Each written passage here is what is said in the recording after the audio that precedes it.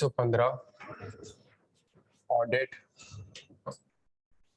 Risk set हो गया तक। अच्छा, ये एक ऐसा एरिया है जो कि हर अटेम्प्ट में आपके पास 20 से 25 नंबर का सवाल डेफिनेटली यहाँ से आता है। कहने का तो ये 315 है, लेकिन इसके अंदर बहुत से आइजाज और बहुत से IFRS आपके टेस्ट हो सकते हैं। फॉर एग्जाम्पल 315 ऑडिट रिस्क का सवाल होगा, लेकिन उसके अंदर रिलेटेड पार्टी भी लिखा हुआ होगा, तो एज अ 550 भी एप्लीकेबल हो जाओगे। अगर कहने को तो रिस्क का सवाल होगा, लेकिन उसके अंदर गोइंग कंसर्न भी एप्लीकेबल होगा, तो एज अ 570 भी एप्लीकेबल हो जाएगा। रिस्क का सवाल होगा और उसके अंदर फ्रॉड रिस्क फैक्टर्स भी दिए हुए होंगे, तो एज अ 240 भी आपके पास। तो एक ऐसा एरिया है, कहने को तो 315 से 20-25 नंबर का सवाल नहीं आता, कहने को तो 315 है, लेकिन वो आपसे कोई भी आइजा और कोई भी IFRS आपसे एग्जामिन कर सकता है। अच्छा, इसमें सबसे इंपॉर्टेंट चीज क्या है, ये अगर हम थोड़ा सा ओवरव्यू लें,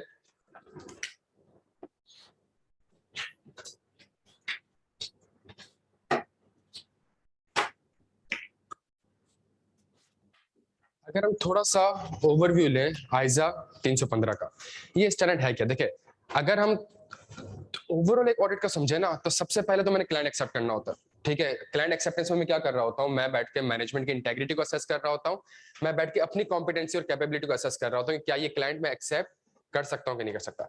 अगर ये क्लाइंट में एक्सेप्ट करता हूँ, तो मैं फिर मैनेजमेंट को एक कॉन्सेंट लेटर देता हूँ कि जी मैं एग्रीड हूँ, अगर मैं EGM में अपॉइंट हो जाऊंगा तो मैं आपको ऑडिटर बनने के लिए तैयार हूँ।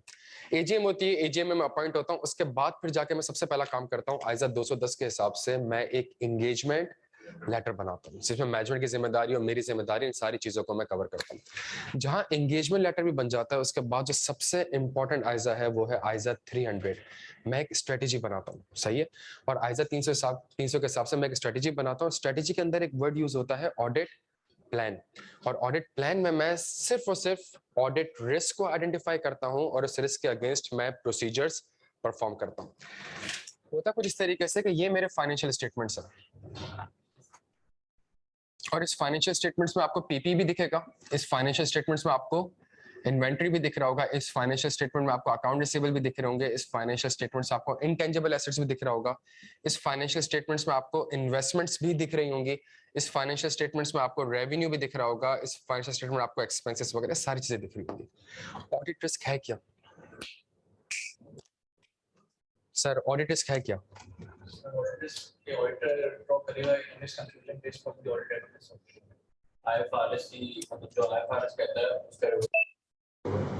और इसके अलावा ऑडिट रिस्क क्या होगा? देखें, ये फाइनेंशियल स्टेटमेंट है, इसको बनाने की जिम्मेदारी किसकी है? तो मैनेजमेंट ने फाइनेंशियल स्टेटमेंट्स बनाए होंगे, कुछ नंबर्स यहाँ पे प्लॉट किए होंगे, सही है। मैनेजमेंट की जिम्मेदारी है टू प्रिपेयर। अच्छा, अगर यहाँ पे इन्वेंट्री का नंबर आ रहा है 100 रुपए का, तो ये किसके हिसाब से आ रहा होगा? ये किसके हिसाब से आ रहा होगा? ये अगर यहाँ पे पीपी का नंबर आ रहा है 16 एंड 36, अगर रिसीवेबल का नंबर आ रहा है IFRS 9, अगर इंटेंजिबल्स का नंबर आ रहा है तो IS 38, अगर इन्वेस्टमेंट्स आ रही हैं IFRS 9, अनलेस अगर सब्सिडीज वगैरह है तो फिर IFRS 3 वगैरह एप्लीकेबल हो जाएगा। रेवेन्यू है IFRS 15। क्या यहाँ तक बात समझ आती है? तो हमारे पास हर FS में हर जो चीज आ रही होगी किसी ना किसी फ्रेमवर्क के तहत आ रही होगी, फ्रेमवर्क के अंदर सारे IFRS होंगे, उस IFRS के बेसिस में यहाँ पे चीजें आ रही होंगी। क्या यहाँ तक बात सबको समझ आती है? अच्छा, तो मैनेजमेंट की जिम्मेदारी to prepare FS in accordance with IFRS, management की जिम्मेदारी। एज एन ऑडिटर मेरी जिम्मेदारी ये है कि मैंने रीजनेबल एश्योरेंस लेनी है कि क्या ये फाइनेंशियल स्टेटमेंट्स IFRS के हिसाब से बने भी हैं कि नहीं बने। एज एन ऑडिटर मेरी जिम्मेदारी कि क्या ये फाइनेंशियल स्टेटमेंट, अगर मेरी जिम्मेदारी, आपने क्या कहा था, गलत कंक्लूजन या गलत ओपिनियन, तो मेरा ओपिनियन क्या होता है? मेरा opinion, in our opinion these FS are prepared in accordance with, ये एज एन ऑडिटर मेरा ओपिनियन होता है कि these FS are prepared in accordance with। अगर मेरा ओपिनियन ये होता है कि these FS are prepared in accordance with IFRS, तो एज एन ऑडिटर मेरा रिस्क क्या है? मेरा रिस्क ये है कि मैं ये कह दूं कि these FS are prepared in accordance with, अलबत्ता ये FS IFRS के हिसाब से ना बनो। क्या मतलब FS IFRS के हिसाब से ना बनो? पीपी इंपेयर्ड हो, पीपी इंपेयर्ड हो, मैनेजमेंट ने इंपेयरमेंट रिकॉर्ड ना करी हो, पीपी में यूजफुल लाइफ मैनेजमेंट ने सही डिटरमाइन ना करी हो, पीपी में डेप्रिसिएशन मैनेजमेंट ने सही कैलकुलेट ना करी हो, पीपी में अगर इस साल कोई एडिशंस हुई है तो वो एडिशंस कैपिटलाइजेशन क्राइटेरिया को पूरा ना कर रहा हो, अगर मैनेजमेंट ने फॉर एग्जांपल इन्वेंट्री रिकॉर्ड की हुई है, तो इन्वेंट्री में अगर उसने फीफो मेथड लिया हुआ है तो फीफो मेथड गलत लिया हुआ है, वेटेड एवरेज मेथड की कैलकुलेशन गलत है, या इन्वेंट्री को लोअर ऑफ कॉस्ट और एनआरवी पे रिकॉर्ड होना चाहिए, मैनेजमेंट ने उसको लोअर ऑफ कॉस्ट एनआरवी पे रिकॉर्ड ना किया हो। एग्जैक्टली इसी तरीके से अकाउंट रिसीवेबल है कि मैनेजमेंट कह तो रही है कि मेरे पास अकाउंट रिसीवेबल 100 रुपए के आ रहे हैं, बट द रिस्क इसके अकाउंट रिसीवेबल को जो आपने डिटरमाइन किया है वो IFRS 9 के हिसाब से ना हो। क्या मतलब? ECL मॉडल आपने सही ना अप्लाई किया हो, प्रोबेबिलिटी ऑफ डिफॉल्ट आपने सही कैलकुलेट ना किया हो, लॉस गिवन डिफॉल्ट आपने सही कैलकुलेट ना किया हो, बैड डेट एक्सपेंस आपने सही कैलकुलेट ना किया हो। क्या यहाँ तक बात समझ आती है हमें? तो हमारे पास जितनी भी एफएस में चीजें आती हैं, अगर एफएस में कोई चीज नहीं आ रही और कोई डिस्क्लोजर भी आ रहा है, तो वो डिस्क्लोजर के पीछे भी कोई ना कोई IFRS होगा। Let's say operating segment, accounting थोड़ी है, वो तो एक डिस्क्लोजर है। तो IFRS 8 का डिस्क्लोजर, अगर कंपनी ने कोई कंटीजेंट लायबिलिटी डिस्क्लोज की हुई है तो IS 37, यहाँ तक बात समझ आती है। तो एज एन ऑडिटर मैंने इन फाइनेंशियल स्टेटमेंट्स के ऊपर क्या आइडेंटिफाई करने होते हैं? रिस्क। आइजा 315 प्यारे बच्चों आपसे दो ही बातें करता है। पहला, ऑडिट रिस्क आपने क्या करना है? आइडेंटिफाई करना है, और जब रिस्क आइडेंटिफाई कर लेंगे तो अगला काम क्या करना है? उसकी असेसमेंट करनी है, सही है। आज की क्लास का हमारा टारगेट क्या है कि हम ये समझेंगे कि जी ऑडिट रिस्क को हमने आइडेंटिफाई कैसे करना होता है। पहली चीज, जब रिस्क फैक्टर्स आइडेंटिफाई हो जाते हैं तो फिर हमने अगला काम क्या करना होता है? एफएस लेवल क्या होता है, असर्शंस लेवल क्या होता है, रिस्क को हमने किस तरीके से एफएस लेवल और असर्शन लेवल्स पे लिंक करना होता है, और फिर उसके बाद हमारा ऑडिट रिस्क की हम ड्राफ्टिंग किस तरीके से करते हैं, फिर हमको एक पास ऊपर हम देख लेंगे। क्या यहाँ तक बात समझ आती है? अच्छा, ये सामने रखिएगा सारी चीजें। आइजा 315 ने एक अच्छा खासा लेंथी स्टैंडर्ड है, लेकिन इसने आपको एक ऑडिट रिस्क भी नहीं बताया। 315 एक अच्छा खासा लेंथी स्टैंडर्ड है, लेकिन इस स्टैंडर्ड ने आपको एक ऑडिट रिस्क भी नहीं बताया। इसने आपको क्या प्रोवाइड करी है? सिर्फ और सिर्फ गाइडेंस प्रोवाइड करी है कि आप ऑडिट रिस्क किस तरीके से आइडेंटिफाई, और अगर हम वो गाइडेंस समझ लें कि यार ऑडिट रिस्क किस तरीके से आइडेंटिफाई हो सकता है, हम इस पोजीशन पे आ जाएंगे कि हम ऑडिट रिस्क की ड्राफ्टिंग कर सकेंगे। आइजा सबसे पहली चीज क्या कहता है? आइजा कहता है अगर आपने ऑडिट रिस्क आइडेंटिफाई करना है, मैं आपको ये नहीं सिखाऊंगा कि ऑडिट रिस्क कौन से होंगे। आइजा कहते हैं सबसे पहले मैं आपको ये सिखाऊंगा कि ऑडिट रिस्क आइडेंटिफाई कैसे करते हैं, ऑडिट रिस्क को आइडेंटिफाई कैसे करता है।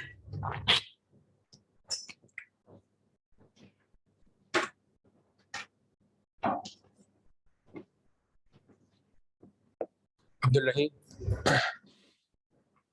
हमने ये देखना होगा कि हमने ऐसी बात करता है। स्टैंडर्ड कहता है कि अगर आप किसी कंपनी का ऑडिट कर रहे हैं तो सबसे पहला काम आपको ये करना होगा कि आपने उस कंपनी की, हाँ जी, आपने अंडरस्टैंडिंग लेनी होगी। देखिए मेरी बात सुनिए, अंडरस्टैंडिंग आप ले रहे हैं तो इससे आपको कोई ऑडिट एविडेंस ऑब्टेन नहीं हो रहा है, ये प्लानिंग फेज है। आप अंडरस्टैंडिंग ले रहे हैं, इससे आपको इन्फॉर्मेशन मिलेगी और उस इन्फॉर्मेशन से आप कोई ऑडिट रिस्क आइडेंटिफाई कर सकते हैं। हम इस चीज को समझते जा रहे हैं। अंडरस्टैंडिंग किस चीज की लेनी है? स्टैंडर्ड कहता है सबसे पहली अंडरस्टैंडिंग जो आपने लेनी है वो आपने लेनी है एनवायरनमेंट की। सबसे पहली अंडरस्टैंडिंग जो आपने लेनी है वो किस चीज की लेनी है? वो एनवायरनमेंट की लेनी है। क्या मतलब एनवायरनमेंट की अंडरस्टैंडिंग? हाँ जी, कि जी वो कंपनी किस इंडस्ट्री में ऑपरेट कर रही है, सबसे पहली चीज। उसके ऊपर क्या क्या रेगुलेशंस अप्लाई हो रही हैं, और इसके अलावा भी कोई अगर अदर एक्सटर्नल फैक्टर्स हैं तो आपने उस चीजों की अंडरस्टैंडिंग ऑब्टेन करनी है। देखिए एक बड़ी सिंपल सी बात है, अगर एज एन ऑडिटर आप जिस कंपनी को ऑडिट करें, स्टैंडर्ड आपसे क्या कह रहे हैं? स्टैंडर्ड आपसे कह रहे हैं कि फॉर एग्जांपल अगर आप इस कंपनी को ऑडिट कर रहे हैं तो आप इस कंपनी को ना देखें, आप पहले इस कंपनी के सराउंडिंग्स को देखें। इस कंपनी के सराउंडिंग्स में रेगुलेशंस भी आती हैं, इस कंपनी के सराउंडिंग में उसका एनवायरनमेंट पूरा आता है। एनवायरनमेंट में फॉर एग्जांपल वो कहता है क्या चीज देखें आप? इंडस्ट्री, इस इंडस्ट्री में क्या चल रहा है, उस इंडस्ट्री में क्या चल रहा है, सही है। फॉर एग्जांपल ये जो आप जिस कंपनी का ऑडिट कर रहे हैं, आप ऑडिट कर रहे हैं किसी एयरलाइन इंडस्ट्री का, आप ऑडिट कर रहे हैं। वो कहते हैं आप अभी एयरलाइन को ना देखें, आप कंपनी के ऑपरेशंस वगैरह को भी ना देखें, आप अभी एंटिटी को ना देखें। एंटिटी अगला स्टेप है। एनवायरनमेंट की अंडरस्टैंडिंग लेने में किस चीज की अंडरस्टैंडिंग लेनी होगी? एंटिटी कह रहा है, एंटिटी अगला स्टेप है। अभी आप एंटिटी की अंडरस्टैंडिंग ना ले, अभी आप किस चीज की अंडरस्टैंडिंग ले? एनवायरनमेंट। और आप एनवायरनमेंट की अंडरस्टैंडिंग लेते हुए ये असेस करें कि एनवायरनमेंट में ऐसा क्या हो रहा है जिसकी वजह से इस कंपनी के ऊपर कोई ना कोई ऑडिट रिस्क हो सकता है। फॉर एग्जांपल अगर आप एयरलाइन का ऑडिट कर रहे हैं, क्या रिस्क हो सकता है? हाँ जी, जल्दी छेती, एयरलाइन इंडस्ट्री के एनवायरनमेंट में क्या चल रहा है? जबरदस्त। एयरलाइन इंडस्ट्री में एनवायरनमेंट में क्या चल रहा है? कोविड चल रहा है। कोविड से क्या हो रहा है? कोविड से क्या ट्रैवलिंग बैन भी हुई है, सही है, हर कंपनी ने बैन किया हुआ है, रिस्ट्रिक्शन लगी हुई है। मुझे बताइए इन्फॉर्मेशन आपको मिली, आपने अंडरस्टैंडिंग ली, तो आपको पता चला एयरलाइन इंडस्ट्री में ये चल रहा है, एयरलाइन इंडस्ट्री में ये चल रहा है। अगर एयरलाइन इंडस्ट्री में ये चल रहा है प्यारे बच्चों, तो इसका मतलब है कि जो एयरलाइन है जिसके पास पीपी में प्लेन्स वगैरह आ रहे होंगे, हाँ जी, उसके ऊपर एक इम्पेयरमेंट, आपने प्लेन को देखे बगैर इम्पेयरमेंट का रिस्क आइडेंटिफाई कर रहे हैं। सुनिएगा मेरी बात का, आपने किस चीज की अंडरस्टैंडिंग ली, आपने एनवायरनमेंट की अंडरस्टैंडिंग ली, आपने इंडस्ट्री की अंडरस्टैंडिंग ली, तो आपको पता चला, क्या पता चला कि जी एक रिस्क हो सकता है कि जी कंपनी का जो प्लांट एंड मशीनरी है वो क्या है, या कंपनी का जो प्लेन है वो क्या हो चुका है, क्यों इम्पेयर्ड हो चुका है दोस्त, कि रिस्क क्यों है ये, कैश इनफ्लोज नहीं आ रहे। क्यों नहीं आ रहे कैश इनफ्लोज दोस्त, क्यों, ट्रैवलिंग बैन लगा। तो इसका मतलब ये कि मैं एक प्लेन को $2 अरब पे कैरी कर रहा हूँ फॉर एग्जांपल, और मैंने सोचा था इसकी यूजफुल लाइफ 5 साल है, और $2 अरब मैंने इन्वेस्ट करे, एक प्लेन खरीदा, और प्लेन खरीदने के बाद मैंने कहा मैं अगले 5 साल में इसकी कॉस्ट रिकवर कर लूंगा। सही, वो जो बीएफडी में आप लोग पढ़ते हैं, एनपी वगैरह निकालते हैं, तो एक अच्छा इन्वेस्टमेंट डिसीजन था। मैंने कहा एक प्लेन खरीदता हूँ $2 अरब का, और मैं उसके बेसिस पे इसको अगले 5 साल में इतने घंटे चलेगा, हर घंटे के मुझे इतनी फ्लाइट्स मिलेंगी, सब कुछ मिलेगा। कोविड लग गया, और कोविड लगने के बाद अब वो प्लेन से मैं कॉस्ट रिकवर नहीं कर सकता, उसको यूज करके उसकी वैल्यू न्यूज क्या हो जाएगी, ऑटोमेटिकली कम हो जाएगी, और ऑटोमेटिकली जब एक प्रोडक्ट की डिमांड कम हो जाएगी तो उसकी फेयर वैल्यू भी क्या हो जाएगी, कम हो जाएगी। तो इसका मतलब है उसकी रिकवेबल अमाउंट शायद उसकी कैरिंग अमाउंट से क्या हो जाए, कम हो जाए। और यहाँ पे एक रिस्क है, एक रिस्क है कि प्लेन शायद आपका क्या हो चुका है, या इससे आपको एविडेंस नहीं मिला कि प्लेन इंपेयर्ड हो चुके हैं, तो आगे जाके करना है हमने प्रोसीजर वाली एरियाज में। अभी आपको सिर्फ क्या हुआ है, एक रिस्क आइडेंटिफाई हुआ है कि जी देयर इज अ रिस्क, शायद आपका प्रॉपर्टी प्लांट इक्विपमेंट क्या हो चुका है, इंपेयर्ड हो चुका है। क्या यहाँ तक बात सबको समझ आती है? तो ये हमारे पास हमने देखना होगा, हमने किस चीज को देखना होगा, हमने देखना होगा इंडस्ट्री को। क्लियर है सारे यहाँ पे? अच्छा,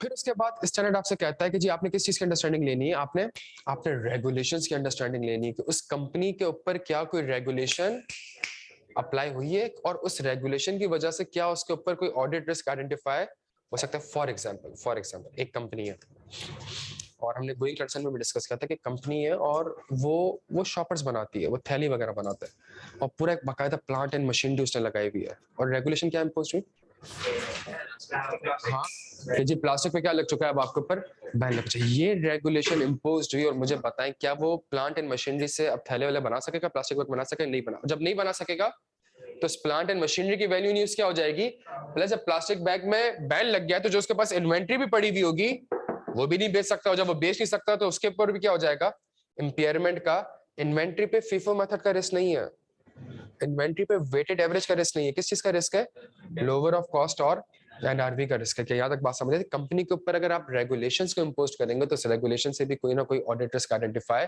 हो सकता है। कि यहाँ तक बात समझ आती है? अच्छा, इसके अलावा कुछ नहीं स्टैंडर्ड कहता है तीसरी चीज, it could B other external factor. For example Pakistan में एक कंपनी थी, इंपोर्ट करती थी और यहाँ पे माल बेचती थी। ऐसा क्या हुआ कि उसका बिजनेस बिल्कुल खत्म हो गया? हमारी करेंसी क्या हो चुकी है, हमारी करेंसी डीवैल्यू हो चुकी है, और जहां हमारी करेंसी डीवैल्यू हो चुकी है वहां जहां वो पहले एक प्रोडक्ट ₹100 का उसको पड़ती थी, आज उसको 180 रुपए की पड़ रही है। समझिएगा मेरी बात। It could be any other external factors जिसकी वजह से कंपनी के ऊपर कोई ना कोई रिस्क अराइज हो सकता है। कि यहाँ तक बात समझ आती है आपको? तो स्टैंडर्ड कहता है कि आपने अंडरस्टैंडिंग किस चीज की लेनी है, आपने कंपनी के एनवायरनमेंट को देखना है। मार्केट में कोई नया कॉम्पिटिटर आ जाए तो, हाँ जी, सेल्स अच्छा, क्या सेल्स का इफेक्ट होना ऑडिट रिस्क है? क्या सेल्स का इफेक्ट होना ऑडिट रिस्क है? इसने मैंने से पूछा कि मार्केट में नया कॉम्पिटिटर आ गया, तो उसने कहा कि जी सेल्स इफेक्ट होंगे।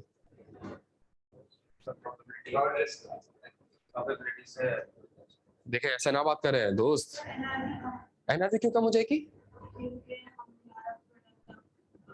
हमारा प्रोडक्ट अब नहीं बिक रहा होगा, जब हमारा प्रोडक्ट नहीं बिक रहा होगा तो वो ओल्ड हो जाएगा। वो देखिए सेल्स का कम होना ऑडिट रिस्क नहीं है, सुनिएगा मेरी बात का, सेल्स के कम होने की वजह से यहाँ पे क्या इंपैक्ट पड़ेगा, मेरी इन्वेंट्री नहीं बिकेगी, इन्वेंट्री मेरी ओल्ड हो जाएगी, इन्वेंट्री मेरी ऑब्सोलीट हो जाएगी। प्लस अगर मैं मैन्युफैक्चरिंग हूं और प्लांट है मेरे पास, तो इसमें उसकी वैल्यू न्यूज भी क्या हो जाएगी, कम हो जाएगी। क्या यहाँ तक बात आपको समझ आती है? तो ये ना बोला करेंगे जी सेल्स का कम हो जाना मेरा ऑडिट रिस्क है। कौन सा IFRS ऐसा है जो कि आपको कहता है कि सेल्स कम नहीं होनी चाहिए? सेल्स का कम होना ऑडिट रिस्क नहीं है। सेल्स के कम होने की वजह से क्या ऑडिट, क्या एफएस में क्या इंपैक्ट आ सकता है, ये एक असल चीज है प्यारे बच्चों। क्या यहाँ तक बात समझ आती है सबके? अच्छा, तो हम क्विकली एक ओवरव्यू लेते हैं। हमने किस चीज की अंडरस्टैंडिंग ले ली? एनवायरमेंट की। एनवायरमेंट हमने अंडरस्टैंडिंग ली इंडस्ट्री की, रेगुलेशंस की, और other it could be any other external factors. क्या यहाँ तक बात समझ आती है? It could be any other external factor. हैस्कॉल के साथ क्या हुआ जल्दी? केपीके में लाइसेंस टर्मिनेट हो गया।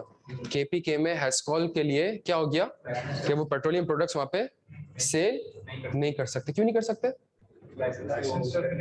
क्यों टर्मिनेट किया था?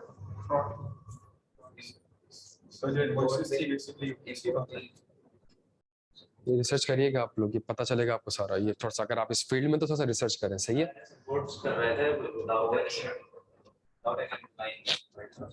दो तीन चीजें इसके अंदर बहुत ज्यादा थी। जो पेट्रोल था वो स्मगल्ड, ये भी कहा जाता है कि वो ईरान से और क्या कहते हैं वहां से स्मगल्ड पेट्रोल आ रहा था। प्लस जो इसकी कॉस्टिंग होती है वो इस तरीके से होती है कि जी पूरे पाकिस्तान में पेट्रोल की प्राइस कांस्टेंट रहेगी। तो अगर आप कराची से, क्योंकि पोर्ट हमारे पास यहाँ पर है, तो कराची से अगर आप आगे केपीके में लेके जाएंगे तो वो एक फ्रेट कॉस्ट आपको रिम्बर्स होती है, गवर्नमेंट रिम्बर्स करती है। इसलिए बिकॉज कॉस्ट तो सेम होनी चाहिए, पेट्रोल भी पूरे पाकिस्तान में आना चाहिए। तो वो लोग टेक्निकली स्पीकिंग फ्रेट कर नहीं रहे होते थे, वहीं से स्मगल्ड और वहीं से स्मगल्ड करके उधर ही सप्लाई कर रहे होते थे, गवर्नमेंट से क्लेम कर रहे होते थे। इस बेसिस पे गवर्नमेंट ने पास की रेगुलेशन की जी आप केपीके में पेट्रोल सप्लाई। अब आप सोचिए रेगुलेशन पास हो गई, इससे इम्पैक्ट क्या होगा? जो पेट्रोल पंप्स वहां पे पड़े होंगे वो उनके एसेट्स होंगे ना यार, और वो एसेट्स क्या हो चुके हैं अब वो एसेट्स इम्पेयर्ड हो चुके हैं। आप समझ आ रही है आपको बात? दैट कुड बी, और इससे गोइंग कंसर्न का भी रिस्क अराइज हो सकता है। कि यहाँ तक बात समझ आ रही है? तो it could be any regulation, it could be any regulation जो कि आपके ऊपर इम्पोज्ड हो। फॉर एग्जांपल पाकिस्तान, आपको याद होगा एक एक इम्पोर्ट ड्यूटीज जब नई हुकूमत आई थी तो इम्पोर्ट ड्यूटीज डबल कर दी गई थी। ये बैलेंस ऑफ पेमेंट को बैलेंस करने के लिए उन्होंने करा क्या था? इम्पोर्ट ड्यूटीज को डबल कर दिया था। कुछ इम्पोर्ट प्रोडक्ट्स पे क्या लगा दिया था उन्होंने? बैन लगा दिया था। वो जो हम पहले कंटेनर से ये रिफर्बिश्ड मोबाइल मंगा रहे होते थे, सही है, और आईफोन हम 20,000 रुपए का लेके घूम रहे होते थे यहाँ पे, तो वो सब चीजों पे क्या लगा दिया उन्होंने? पीटीए की एक रेगुलेटरी अथॉरिटी आई, एक रेगुलेशन पास हुई, और उसके बाद हुआ कि वो जो जितने फोन पड़े हुए थे वो सारे के सारे इम्पेयर्ड हो गए, वो यूज होने के काबिल नहीं रहे। आप समझे? एनी रेगुलेशन जिसकी वजह से आपकी कंपनी पे कोई ना कोई इम्पैक्ट। ये ना बोलिएगा कि रेगुलेशन के आने से मेरी इन्वेंट्री नहीं बिकेगी। रेगुलेशन के आने से इन्वेंट्री नहीं बिकेगी तो इससे होगा क्या? उससे इम्पैक्ट एफएस में आएगा। हर चीज को आपने एट द एंड लिंक कहां पे करना है? एफएस पे लिंक करना है कि जी एफएस में इसका इम्पैक्ट, सेल्स का कम हो जाना ऑडिट रिस्क नहीं है, नई रेगुलेशन का आ जाना ऑडिट रिस्क, नई रेगुलेशन के आने की वजह से आपके फाइनेंशियल स्टेटमेंट्स में कहां इम्पैक्ट हो सकते हैं, that is the audit risk. यहाँ तक बात समझ आती है प्यारे बच्चों? अच्छा, अगली चीज आपने क्या करनी है? अगली चीज आपने करनी है, किस चीज की अंडरस्टैंडिंग लेनी है? एंटिटी की। अब ऐसा कहता है आपसे कि यार अब जब एनवायरनमेंट देख लिया ना, एनवायरनमेंट में कॉम्पिटिटर्स को देख लिया, टेक्नोलॉजीज को देख लिया, नए प्रोडक्ट्स को देख लिया, मार्केट को देख लिया, इंडस्ट्री में क्या चल रहा है उसको देख लिया, रेगुलेशंस को देख लिया, it could be any other external factors उसको देख लिया। अब जाके आपने किसके ऊपर आना है? अब जाके आपने आना है किसके ऊपर? और एंटिटी के पास आके आपने किस चीज की अंडरस्टैंडिंग लेनी है? एंटिटी के ऊपर आके आपने अंडरस्टैंडिंग लेनी, नेचर एंड ऑपरेशंस। अभी जबरदस्त बात करता है, और ये बात क्या करता है? कहता है अब आके आपने उस कंपनी के ऑपरेशंस की अंडरस्टैंडिंग लेनी है, उस कंपनी के नेचर के, या कंपनी के ऑपरेशंस क्या है। मेरी बात हमेशा याद रखिएगा, जब तक आपको कंपनी के ऑपरेशंस के बारे में नहीं पता होगा आप कभी भी ऑडिट रिस्क आइडेंटिफाई, अगर आपको हैस्कॉल के ऑपरेशंस के बारे में नहीं पता कि उनके ऑपरेशंस क्या है, आप कभी भी ऑडिट रिस्क आइडेंटिफाई नहीं कर सकते। लेकिन आप आईक्यू के ऊपर ऑडिट, अगर आप आईक्यू के ऑडिटर हैं तो आप आईक्यू के ऊपर ऑडिट रिस्क आइडेंटिफाई कर सकते हैं। कैसे? क्योंकि आप लोगों को आइडिया है आईक्यू के नेचर ऑफ द बिजनेस का, और आईक्यू के, आईक्यू में सबसे बड़ा ऑडिट रिस्क क्या होगा? हाँ जी, बच्चों का ना आना is not the audit risk. बच्चों के ना आने की वजह से क्या हो सकता है? गोइंग कंसर्न का रिस्क अराइज हो सकता है, सही है। बच्चों का ना आना is not the audit risk. IQ में, आईक्यू के ऑपरेशंस के अंडरस्टैंडिंग के बेसिस पे सबसे बड़ा आईक्यू के लिए ऑडिट रिस्क क्या होगा? आप क्या अटेम्प्ट कब है? जून 22। जून 22 में, सही है? या कब है? दिसंबर 22। फीस आपने आज पे करी है और आईक्यू का ईयर एंड दिसंबर है, दिसंबर 2021 है। मुझे पता है सबसे बड़ा ऑडिट रिस्क क्या है, कि मैं सारा का सारा रेवेन्यू आज बैठ के रिकॉर्ड कर रहा हूँ। ऑल्दो मैंने परफॉर्मेंस ऑब्लिगेशन मुझे अगले 1 साल तक सेटिस्फाई करनी है, आपके लिए शायद अगले 6 महीने तक सेटिस्फाई करनी है, आपके लिए अगले 1 साल तक सेटिस्फाई करनी है। That is the audit risk. और ये आप कब आइडेंटिफाई कर सकेंगे? जब आपके पास आईक्यू की अंडरस्टैंडिंग या उसके उसके ऑपरेशंस की अंडरस्टैंडिंग होगी, या उसका बिजनेस क्या है, समझ आ रही? जब तक आपके पास उसके बिजनेस की अंडरस्टैंडिंग नहीं होगी, आप कभी भी ऑडिट रिस्क आइडेंटिफाई नहीं कर सकेंगे। क्या यहाँ तक बात समझ आ रही है प्यारे बच्चों? तो सबसे इंपॉर्टेंट चीज होती है हमारे पास नेचर एंड ऑपरेशन। और जब तक आपके पास ऑपरेशंस की अंडरस्टैंडिंग नहीं होगी, आप कभी भी ऑडिट रिस्क आइडेंटिफाई नहीं कर सकते। सुनिएगा मेरी बात को, देखें दो कंपनीज है, एक है यूनिलीवर और एक है ओजीडीसीएल।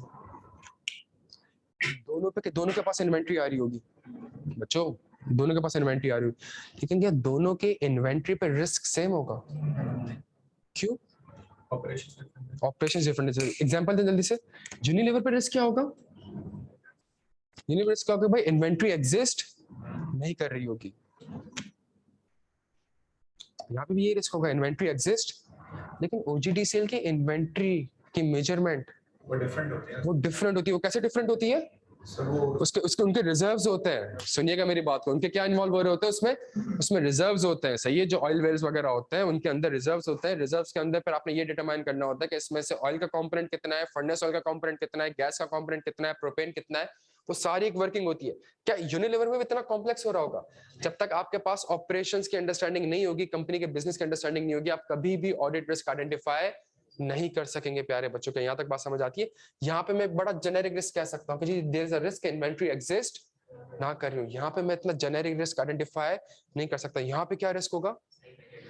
सही मेजर ना की हो, इन्वेंट्री शायद ऑयल वेल में एग्जिस्ट ना कर रही है, उसके अंदर जो प्रोपेन का कंपोनेंट है वो एक्चुअल में एग्जिस्ट ना कर रहा हो। तो यहाँ पे आपके पास डिफरेंट टर्मिनोलॉजीज आ जाएंगी पैरा। जब तक आपके पास ऑपरेशंस की अंडरस्टैंडिंग नहीं होगी, आप कभी भी ऑडिट रिस्क आइडेंटिफाई नहीं कर सकेंगे। क्या यहाँ तक क्लियर है हम सारे? अच्छा, जहां आपने नेचर एंड ऑपरेशंस की अंडरस्टैंडिंग ले ली है, कंपनी का बिजनेस क्या है, तो बिजनेस के बेसिस पे आप बड़े आराम से ऑडिट रिस्क आइडेंटिफाई कर सकते हैं।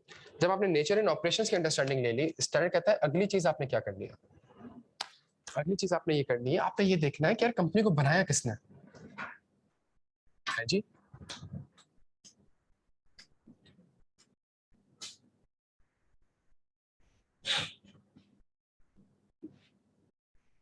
अगली चीज क्या है? स्टैंडर्ड कहता है आपने करना क्या है, कंपनी को बनाया किसने, कंपनी के ओनर्स कौन है, कंपनी का गवर्नेंस स्ट्रक्चर क्या है। इससे क्या रिस्क आइडेंटिफाई होगा?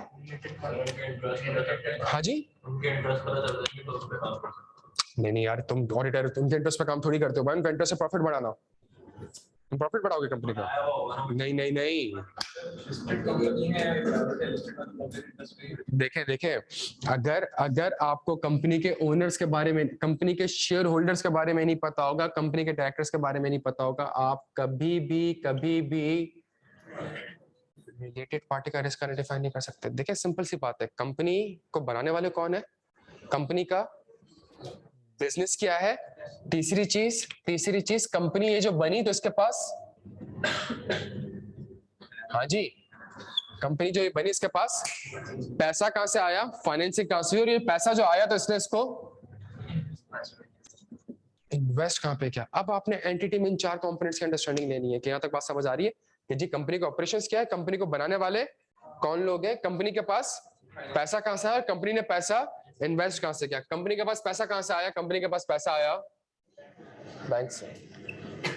तो अगर एक कंपनी ने बैंक से लोन लिया हुआ है तो जी आप एज एन ऑडिटर कह सकते हैं कि there is a risk covenants breach हो सकते हैं, देयर इज अ रिस्क कि शायद कंपनी ने बैंक को क्या कर दिया हो, डिफॉल्ट कर दिया हो। देयर इज अ रिस्क अगर कोवेनेंट्स है तो उससे कंप्लाई करने के लिए कंपनी ने शायद फाइनेंशियल स्टेटमेंट में कहीं फ्रॉडुलेंट फाइनेंशियल रिपोर्टिंग्स की हो। यहाँ तक बात समझ आ रही है? और इस पैसे को इन्वेस्ट कहां पे किया, जल्दी भाई, इस पैसे को इन्वेस्ट कहां पे किया, इस पैसे को इन्वेस्ट किया है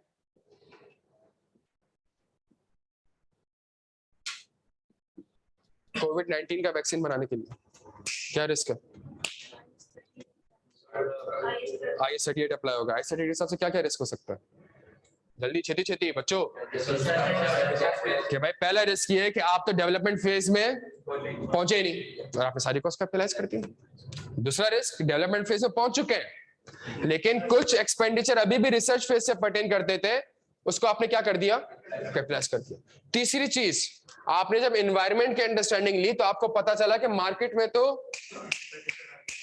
तो एक नया वैक्सीन ऑलरेडी आ चुका है, तो आपके वैक्सीन की वैल्यू क्या हो जाएगी।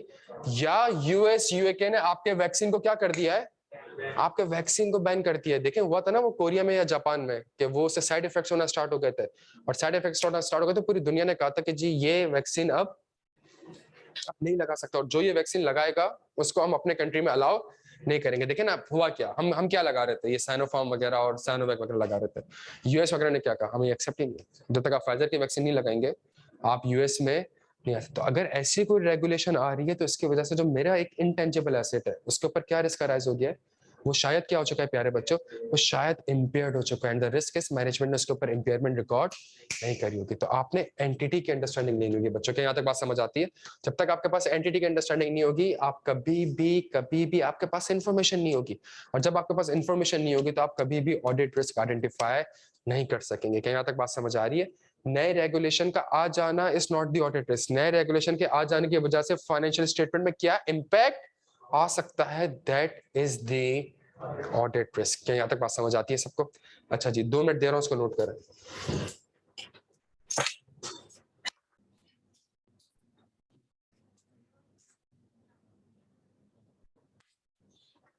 चलिए जी आए 10-15 मिनट हम कुछ और कॉन्सेप्ट लेते हैं, फिर उसके बाद हम एक सवाल करते हैं, सही है।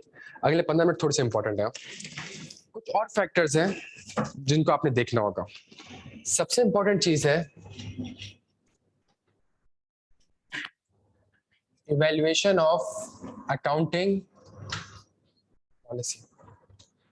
कहते हैं जब आपने इतनी अंडरस्टैंडिंग ऑब्टेन कर ली है तो आप इस पोजीशन पे आ सकते हैं कि आप कंपनी की अकाउंटिंग पॉलिसीज को इवैल्यूएट कर सकते हैं कि अगर कंपनी का बिजनेस ये है तो इसकी अकाउंटिंग पॉलिसी ये होनी चाहिए। फॉर एग्जांपल IQ, तो अगर कंपनी का बिजनेस ये है, कंपनी का ऑपरेशन ये है कि फीस एडवांस में ली जाती है और परफॉर्मेंस ऑब्लिगेशन अगले 1 साल तक, तो इनकी इनकी अकाउंटिंग पॉलिसी क्या होगी, रेवेन्यू कब रिकॉर्ड होना, जब कैश रिसीव्ड होगा ओवर दी। तो इट मींस कहता है कि जब आप इतनी अंडरस्टैंडिंग ऑब्टेन कर चुके हैं तो आप इस पोजीशन पे होंगे कि आप कंपनीज की अकाउंटिंग, वो आप देखते हैं एफएस में summary of significant accounting policies, उसको आप रिव्यू कर, उसको रिव्यू हमने किस टर्म्स में करना होता है, एनी टर्म्स में करना होता है।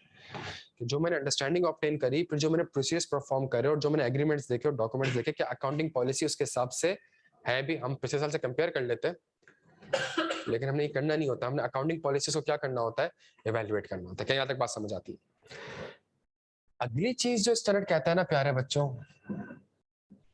वो कहता है बिजनेस रिस्क। कहता है एक बड़ी सिंपल सी बात है, अगर कुछ लोगों ने कंपनी बनाई है, तो जब एक कंपनी बन गई है तो उसके ऊपर बहुत सारे, वो आपने BMBS में पढ़े होंगे, जो बहुत सारे उसके ऊपर रिस्क होते हैं। सही, लीगल रिस्क भी हो सकता है और कॉम्पिटिटर का रिस्क भी हो सकता है और बहुत सारे रिस्क हो सकता है। इसलिए कहते हैं आप एक काम करें, आप उस बिजनेस रिस्क की अंडरस्टैंडिंग लें। आप क्लाइंट से पूछें कितने लोगों ने मिनट्स वगैरह देखे हैं फर्म में जाके, रिस्क मैनेजमेंट कमेटी सुना हुआ है, किसी ने नाम सुना हुआ है कि हम अक्सर मैनेजमेंट से क्या आप कहते हैं कि हमें कौन से उसके दो रिस्क मैनेजमेंट, उसका काम क्या होता है, उसका काम क्या होता है, उस कंपनीज के ऊपर जितने भी बिजनेस रिस्क होते हैं वो उसको इवैल्यूएट करती है कमेटी। सही है, कमेटी इसको क्या करती है, इवैल्यूएट करती है, और फिर मैनेजमेंट को, मतलब वो बोर्ड की कमेटी होती है, और मैनेजमेंट को क्या करती है, डायरेक्शंस देती है कि जी आपने ये नहीं, आपने इस तरीके से चीजों को लेकर चलना है। सुनिएगा मेरी बात को।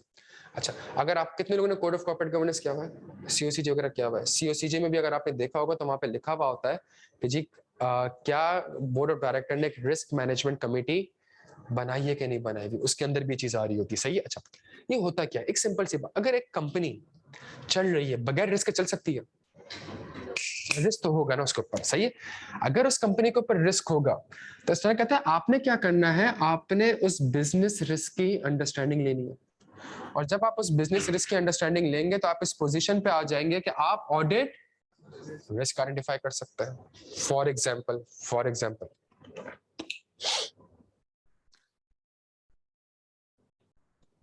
एक जीएसके एक नया वैक्सीन बनाने का सोचती है या नया वैक्सीन बना रही है। जीएसके एक नया वैक्सीन बना रही है, बिजनेस रिस्क क्या होगा? ये छोड़ दिए, बिजनेस रिस्क नहीं है, ये तो ऑपरेशन है ना। मैं यहाँ पे लिख देता हूँ, जीएसके क्या कर रही है, एक न्यू वैक्सीन बना रही है। तो अगर एक कंपनी न्यू वैक्सीन बना रही है तो उस कंपनी के इसके ऊपर क्या रिस्क हो सकते हैं? कंपनी के ऑडिटर की बात नहीं कर रहा, कंपनी के क्या रिस्क होंगे? हाँ जी, जबरदस्त। सबसे पहला रिस्क है वो पेटेंट अप्रूव ना हो। बेहतरीन चीज, उसका बिजनेस रिस्क है यार कि उसको रेगुलेटरी अप्रूवल ना मिले। और इसके अलावा जल्दी छेती छेती, कुछ कंट्रीज इसको रिकॉग्नाइज ही ना करें। और जबरदस्त, और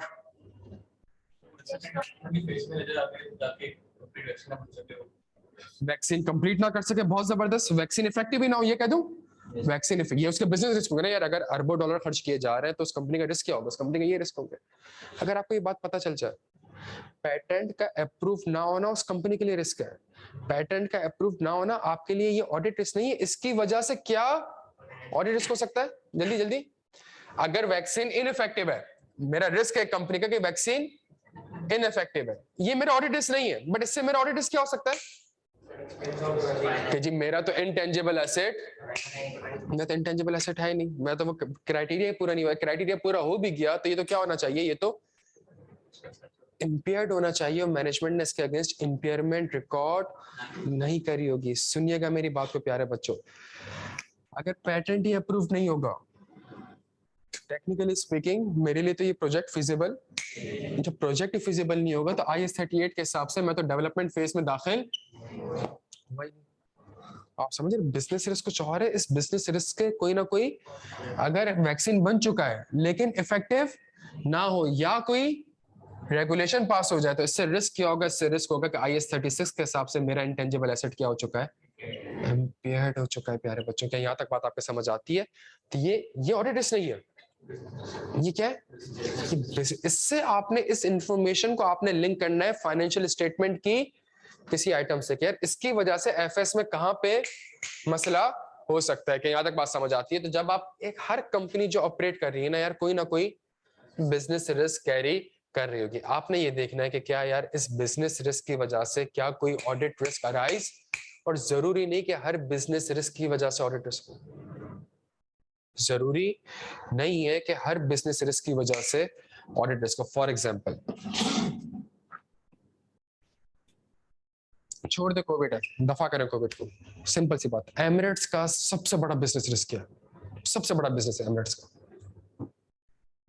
अगर आपकी शक्लें ना बनाए, हाँ जबरदस्त। एमिरेट्स का सबसे बड़ा बिजनेस रिस्क क्या है कि जिसका प्लेन क्या हो जाए, क्रैश हो जाए। बट इससे आप कोई ऑडिट रिस्क आइडेंटिफाई नहीं कर सकते। क्यों नहीं कर सकते?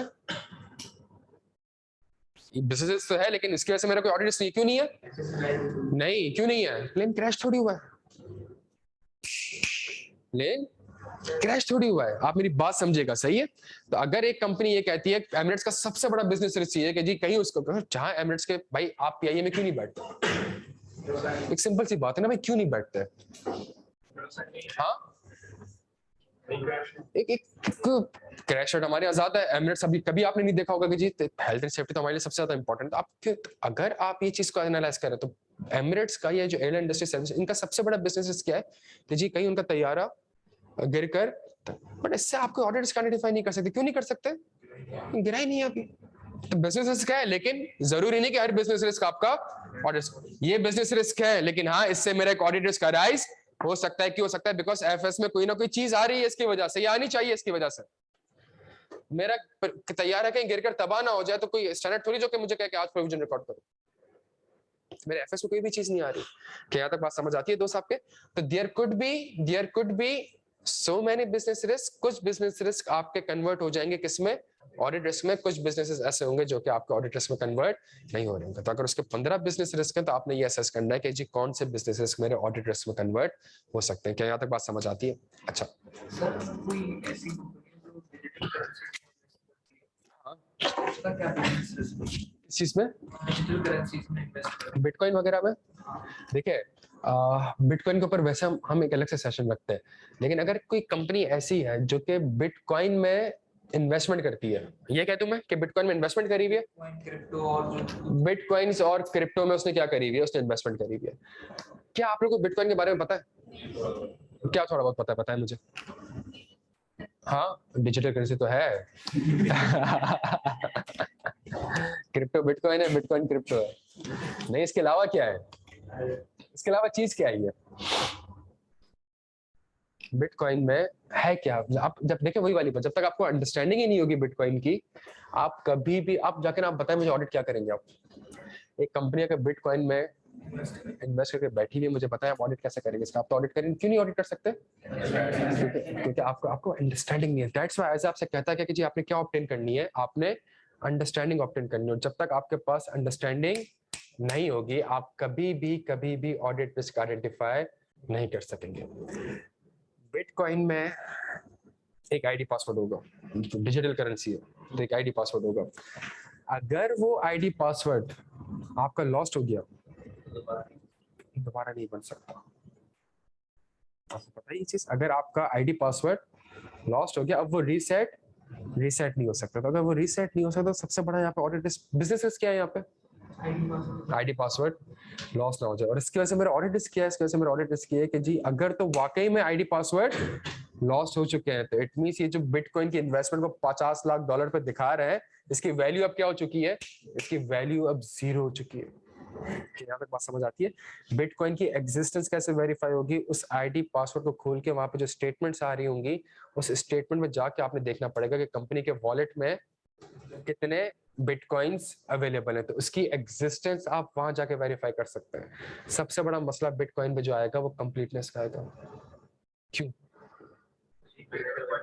मैं सीडीसी से तो स्टेटमेंट ले सकता हूँ शेयर्स की, मैं बिटकॉइन से स्टेटमेंट किससे लूं? मैं बिटकॉइन से स्टेटमेंट लूं किससे? बिकॉज वो तो ट्रांजैक्शन पता नहीं किसने अप्रूव करी थी, और वो तो once approved done and dusted, खत्म। क्या तक बात समझ है? जब तक हमारे पास अंडरस्टैंडिंग नहीं होगी, हम कभी भी ऑडिट रिस्क आइडेंटिफाई नहीं कर सकेंगे। क्या यहाँ तक बात समझ आती है? अच्छा, एक चीज है बड़े इंपॉर्टेंट है, और ये सुनिएगा, और ये बहुत ज्यादा इंपॉर्टेंट है बच्चों। ये अंडरस्टैंडिंग ऑब्टेन करनी है।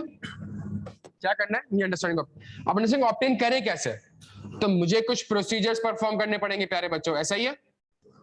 उस प्रोसीजर्स को क्या कहेंगे? उस प्रोसीजर्स को हम कहेंगे रिस्क असेसमेंट प्रोसीजर्स। ये वो प्रोसीजर्स है जिससे आपको ऑडिट एविडेंस नहीं मिलता, जिससे आप रिस्क को आइडेंटिफाई करते और असेस करते। That's why it is called risk assessment procedures. ये मेरे पास एक होता है क्या? इंक्वायरी। एक होता है मैंने इंक्वायरी कर ली, कोई नई रेगुलेशन तो नहीं आई। मैं बैंक ऑडिट करता हूँ, मैं ऑडिट करते हुए कहता हूँ कि जी कहीं स्टेट बैंक ऑफ पाकिस्तान की कोई नया सर्कुलर तो नहीं आ गया, कोई नया नोटिफिकेशन तो नहीं आ गया, रेगुलेशन डन हो गया। जब हम फार्मास्यूटिकल का ऑडिट करते थे, तो जो drug regulatory authority of Pakistan है, हम कंपनी के डिपार्टमेंट से इंक्वायरी करते थे कि जी क्या ड्रैप ने कोई नई रेगुलेशंस तो आपके ऊपर पास नहीं करती, तो मैं नोटिफिकेशन तो कहीं नहीं आ गया, मैं इंक्वायरीज करता हूँ। दूसरी चीज, मैं ऑब्जर्वेशन एंड इंस्पेक्शन कर। मैंने मिनट्स ऑफ द मीटिंग इस नियत से देख ली थी कि मुझे पता चल जाए बोर्ड ऑफ डायरेक्टर कौन है। मैंने शेयर होल्डर रजिस्टर इस नियत से देख लिया कि मुझे पता चल जाए कि जी कंपनी के शेयर्स कौन है। मैंने आर्टिकल ऑफ एसोसिएशन इस नियत से देख लिया कि मुझे कंपनी के बिजनेस के बारे में पता चल जाए। आर्टिकल में आ रहा होता है ना, आर्टिकल ऑफ, मुझे कंपनीज के बिजनेस के बारे में और ऑपरेशंस के बारे में पता चल जाए। यहाँ तक बात समझ आती है सबके? अच्छा, तीसरी सबसे इंपॉर्टेंट जो चीज है ना प्यारे बच्चों, वो है एनालिटिकल प्रोसीजर्स। आप नंबर्स को देख के रिस्क आइडेंटिफाई करो। आप फाइनेंशियल स्टेटमेंट्स देखें, और जो आप अंडरस्टैंडिंग ऑब्टेन करेंगे और जो एफएस में नंबर्स आ रहा है, उनको आपस में आप क्या करें? कोलैबोरेट करें, और कोलैबोरेट करके कोई ऑडिट रिस्क आइडेंटिफाई करने की कोशिश करें। देखिए मेरी बात सुनिएगा, पेपर में किस तरह की चीजें आती है। मैं आपके सामने कुछ इंफॉर्मेशन रख रहा हूं, सुनिएगा।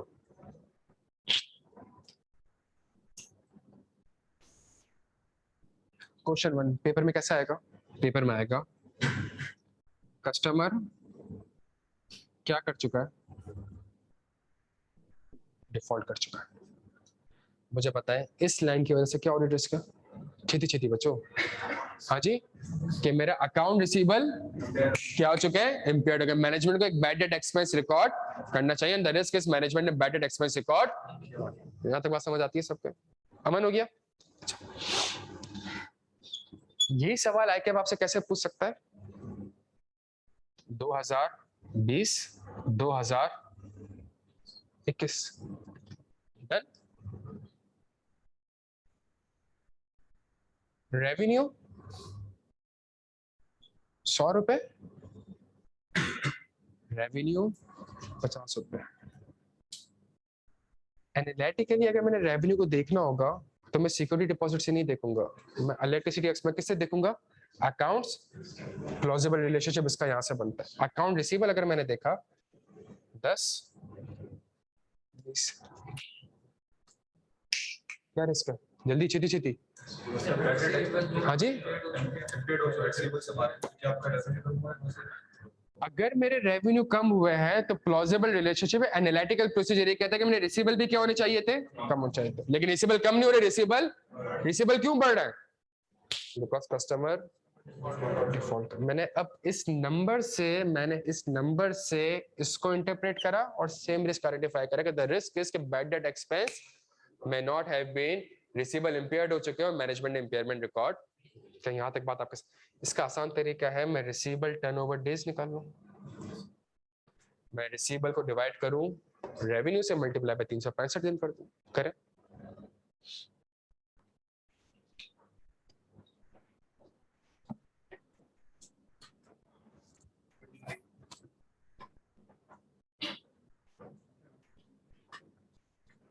आ गया, क्या आंसर आया, 73 कहाँ पे आया, 20 में, और यहाँ पे 21 में 73, यहाँ पे 36 पॉइंट, और क्या मतलब इसका, इसका मतलब क्या है, पिछले साल आपको रिसीवेबल 36 दिन में मिल जाता, 36 दिन तक नहीं मिलता तो अगले दिन मिल जाता है।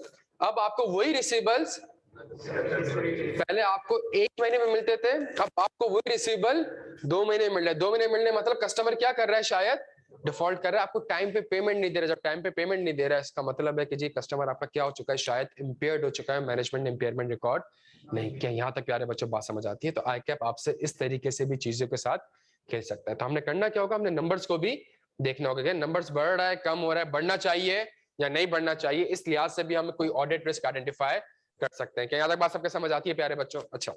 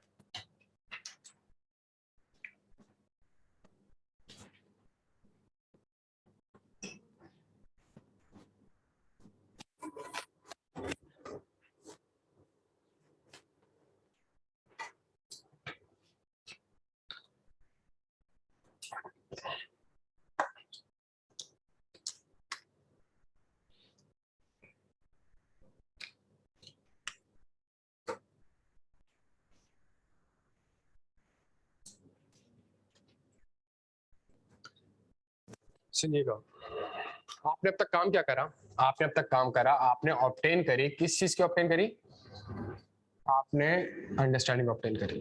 अंडरस्टैंडिंग किस चीज की ऑब्टेन करी आपने, एनवायरनमेंट की, एंटिटी की, सही है, ये इसकी आपने अंडरस्टैंडिंग ऑब्टेन करी। जहां आपने इन चीजों की अंडरस्टैंडिंग ऑब्टेन करी, स्टैंडर्ड आपसे क्या कहता है, स्टैंडर्ड कहता है कि आपको कुछ इंफॉर्मेशन मिली है।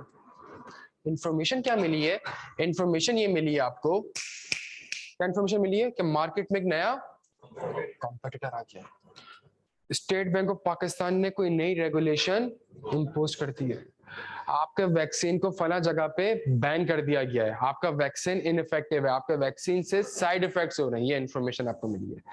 ये ऑडिट रिस्क नहीं है, आपको पता चला कि कस्टमर क्या कर चुका है, डिफॉल्ट कर चुका है, ये ऑडिट रिस्क नहीं है, ये एक इंफॉर्मेशन है आपके पास।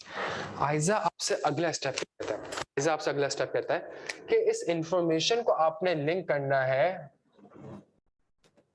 या तो एफएस लेवल पे या फिर assertion लेवल, या तो एफएस लेवल पे या फिर एफएस लेवल क्या होता है, assertion लेवल क्या होता है दोस्त, एफएस लेवल क्या होता है?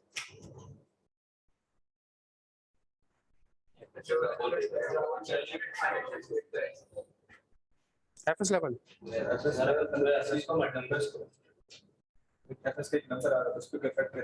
यार सारे नंबर एफएस पे होता है।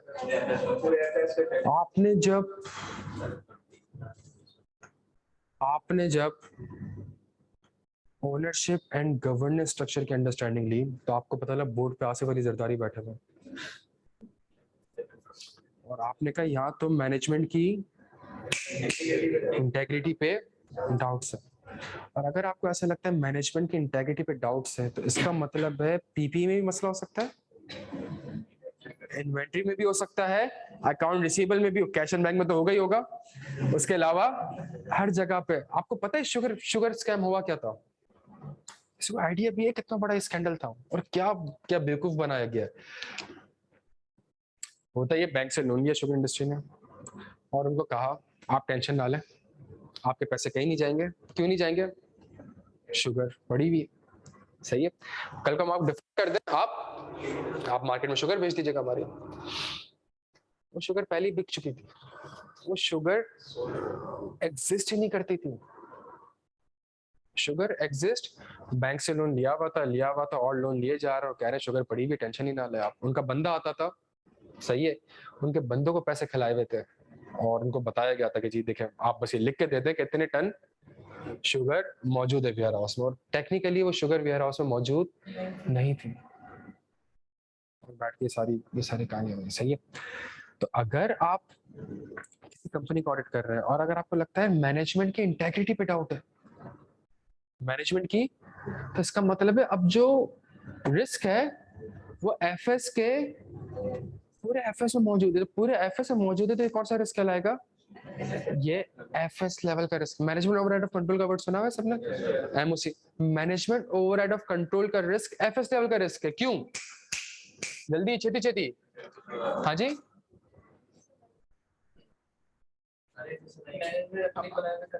मैनेजमेंट के कंट्रोल्स को ओवरराइड कर सकती है तो वो पीपी के कंट्रोल्स को भी ओवरराइड कर सकती है, वो रिसीवेबल की भी कर सकती है, वो पेबल की भी कर सकती है। वो तो ये कौन सा लेवल का रिस्क है?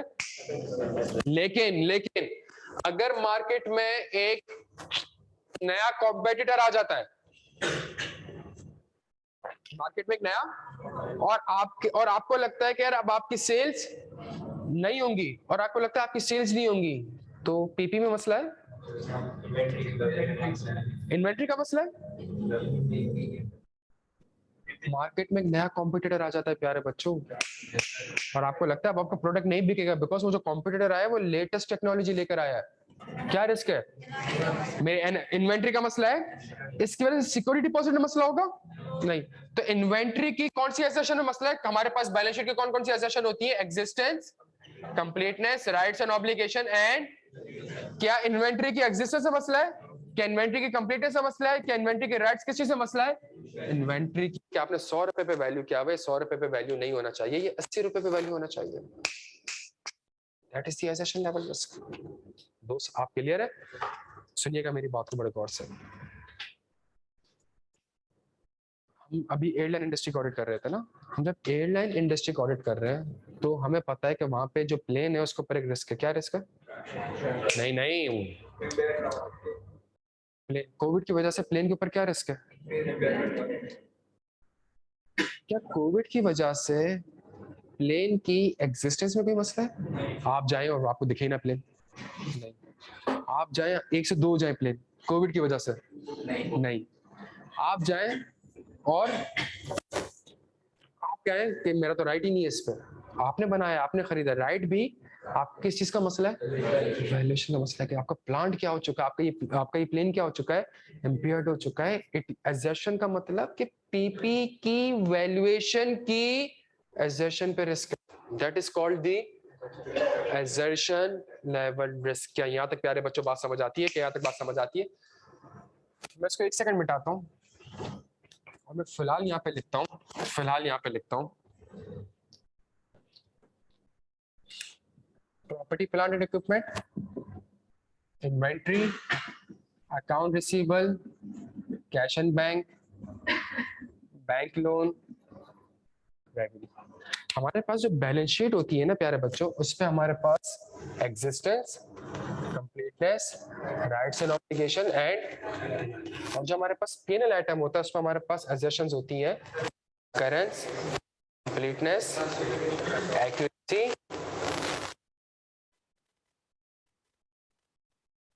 ये हमारे पास एसेशन है। अगर आपको कोई इंफॉर्मेशन मिलती है यहाँ पे, आपने अगला काम क्या करना है, इस इंफॉर्मेशन को आपने फाइनेंशियल स्टेटमेंट्स की एसेशन से लिंक करना है। सुनिएगा मेरी बात को, जहां आपको इंफॉर्मेशन मिले उस इंफॉर्मेशन को आपने फाइनेंशियल स्टेटमेंट की एसेशन से लिंक करना है, तभी आप एक अच्छा ऑडिट रिस्क आइडेंटिफाई कर सकेंगे और फिर उस रिस्क के अगेंस्ट ऑडिट प्रोसीजर परफॉर्म कर सकेंगे। पेपर में मसला क्या होता है, मैं रिस्क आइडेंटिफाई करता हूं पीपी की वैल्यूएशन का और मैं प्रोसीजर लिख रहा होता हूं कि मैं पीपी को जाके फिजिकली वेरीफाई कर लूंगा। तो आपने रिस्क वैल्यूएशन का बताया हुआ है और प्रोसीजर आप कौन से बता रहे हो, और यहाँ आपको मार्क्स नहीं मिलते। फिर इन्वेंट्री में एक प्रोसेस तो सबको पता होता है ना, sheet to floor, floor to sheet, ये सबको पता होता है ना। ये होता क्या, ये नहीं पता दुनिया की आप रिस्क बता रहे हैं इन्वेंट्री में फीफो मेथड का रिस्क है और प्रोसीजर आप बताते हैं शीट टू फ्लोर, तो ये याद होता है, सही है। फिर आप रिस्क बता रहे होते हैं कि भाई इन्वेंट्री इंपेयर्ड हो चुकी है और प्रोसीजर क्या बता रहा होता हूं मैं, शीट टू फ्लोर और फ्लोर टू शीट। तो जब आप जिस एजर्शन का रिस्क बता रहे हैं उसी एजर्शन के आपको मैं इसलिए बता रहा हूं बिकॉज जो सवाल है पूरे 25 नंबर का सवाल आता क्या है, रिस्क और उसी रिस्क के अगेंस्ट प्रोसीजर्स। तो जब आपका रिस्क आपने एजर्शन लेवल पे लिंक नहीं करा तो आप प्रोसीजर कैसे बताएंगे, आपका प्रोसीजर गलत हो जाएगा। क्या यहाँ तक बात समझ आती है सबको? तो हमने एक काम क्या करना है, हमने इस इंफॉर्मेशन को फॉर एग्जांपल एक कस्टमर डिफॉल्ट कर रहा है, पैसे नहीं दे रहा मुझे, कहाँ पे रिस्क होगा, कैश एंड बैंक में, बैंक लोन कहाँ रिस्क होगा, अकाउंट से। क्या ये कस्टमर एग्जिस्ट करता है? हाँ। क्या मेरा राइट है? राइट क्या कयामत है, राइट मुझसे कोई नहीं छीन सकता। किस चीज का मसला है? वैल्यूएशन के। आपने इसकी वैल्यूएशन सही, अगर आपको पैसे नहीं दे रहा तो आपको bad debt expense, that is called the assertion level risk. Going concern का रिस्क, अगर आपका रिस्क एक गोइंग कंसर्न बेसिस ही अप्रोप्रिएट नहीं है तो एफएस की बेसिस ही अप्रोप्रिएट, तो कौन सा लेवल का रिस्क है ये एफएस लेवल का रिस्क है। लेकिन आप कहते हैं नहीं डिस्क्लोजर शायद मैनेजमेंट ने एडिक्वेट ना दिया, अब ये कौन से लेवल का रिस्क हो जाएगा, अब ये एजर्शन लेवल का रिस्क हो जाएगा, अब ये एजर्शन लेवल का रिस्क हो जाएगा। प्यारे बच्चों, यहाँ तक बात समझ आती है आपके? तो हमारे पास जो इन्फॉर्मेशन होगी इस इन्फॉर्मेशन को हमने लिंक करना है बैलेंस शीट या पीएनएल की एजर्शन से, और जिस एजर्शन से हमने लिंक कर दिया फिर हम एक अच्छा ऑडिट रिस्क ड्राफ्ट कर सकते हैं। क्या यहाँ तक प्यारे बच्चों बात समझ आती है सबके? जी सर, कोई सवाल? सर कोई एक आदर्शन का रिस्क हो क्या? सॉरी, कोई अलग से क्या वो सिग्निफिकेंट रिस्क हो सकता है?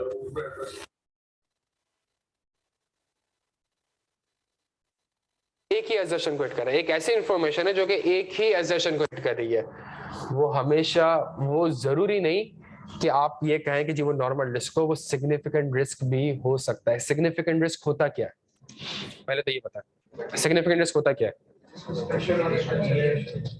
वो रिस्क जिस पे एज एन ऑडिटर आपको स्पेशल ऑडिट कंसेशन देनी है। अगर आपने जो रिस्क आइडेंटिफाई करे, अगर उस रिस्क में एस्टिमेट्स है या फ्रॉड है या outside the normal course of business है या कॉम्प्लेक्स ट्रांजैक्शन है, अगर इनमें से कोई फैक्टर इन्वॉल्व है तो that risk shall be treated as a, for example PP की इंपेयरमेंट, एक एजर्शन है, लेकिन इसकी असेसमेंट क्या होगी, इसकी असेसमेंट क्या होगी? पीपी की इंपेयरमेंट का रिस्क है, क्यों सिग्निफिकेंट होगी? इसमें एस्टिमेट्स इन्वॉल्व होते हैं। पीपी की इम्पेयरमेंट में क्या इन्वॉल्व होता है? भाई मेरे पास एक प्लांट है, मैं कहता हूँ ये अगले 3 साल चलेगा और अगले 3 साल से मैं इससे इतने पैसे कमा लूंगा और फिर उसको मैं एक डिस्काउंट करता हूँ और फिर मैं उसकी एक एनपीवी निकालता हूँ या प्रेजेंट वैल्यू निकालता हूँ, फिर मैं कहता हूँ मैं उसको यूज करके इतने पैसे, ये सारा का सारा क्या है? ये एस्टिमेट्स, ऑल्दो एक ही एजम्पशन है but it is a significant risk. Sir दूसरा सवाल ये है कि अगर एक एंटिटी है वो डेप्रिसिएशन कैलकुलेट उसकी ईआर भी करके देते हैं और लेट्स सपोज कि वो 20 साल का डेप्रिसिएशन करते हैं, अब जब वो 18वें साल में न्यू एसेट जब आती है तो वो न्यू एसेट की टोटल डेप्रिसिएशन को 2 सालों में जोड़ देता है ऑटोमेटिक ईआर में। तो एंटिटी भी ये करती है कि उसको मतलब उस सिस्टम में अंदर जाके उस 2 सालों को पूरा 20 साल में जो है वो ब्रेकअप करती है और उसके अंदर घटी देती है। तो इस चीज को हम मैनेजमेंट वगैरह में कंट्रोल करेंगे नहीं, देखिए इसमें इसमें होगा क्या, इसमें आपने अपने आईटी एक्सपर्ट को इन्वॉल्व करना पड़ेगा और आईटी एक्सपर्ट जाके सिस्टम की प्रोग्रामिंग चेक करेगा। सुनिएगा मेरी बात को, आईटी वाला जाके सिस्टम की प्रोग्राम्स को चेक करेगा कि जो सिस्टम में फॉर्मूलाज लगे हुए या सिस्टम में जो प्रोग्रामिंग हो रही है क्या वो सही हो रही है। अगर वो आईटी वाला आपको ये कहता है मैं सिस्टम प्रोग्रामिंग मतलब सिस्टम जो डेप्रिसिएशन एक्सपेंस बता रहा है वो सही, इट मींस आप सिस्टम की रिपोर्ट्स पे रिलाई नहीं कर सकते, अब आपने मैनुअल टेस्टिंग करनी पड़ेगी।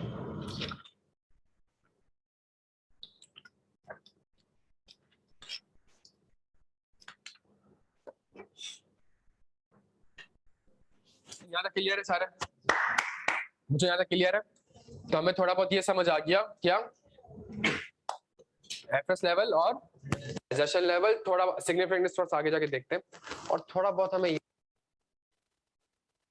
इंफॉर्मेशन आपको दी हुई होगी सवाल में, वो इंफॉर्मेशन क्या होगी, उस इंफॉर्मेशन से आपने कोई ना कोई ऑडिट रिस्क आइडेंटिफाई करना होगा। क्या यहाँ तक बात समझ आती है? हम एक काम करते हैं, हम पास्ट पेपर्स पे आते हैं। आजा, किताब है सबके पास?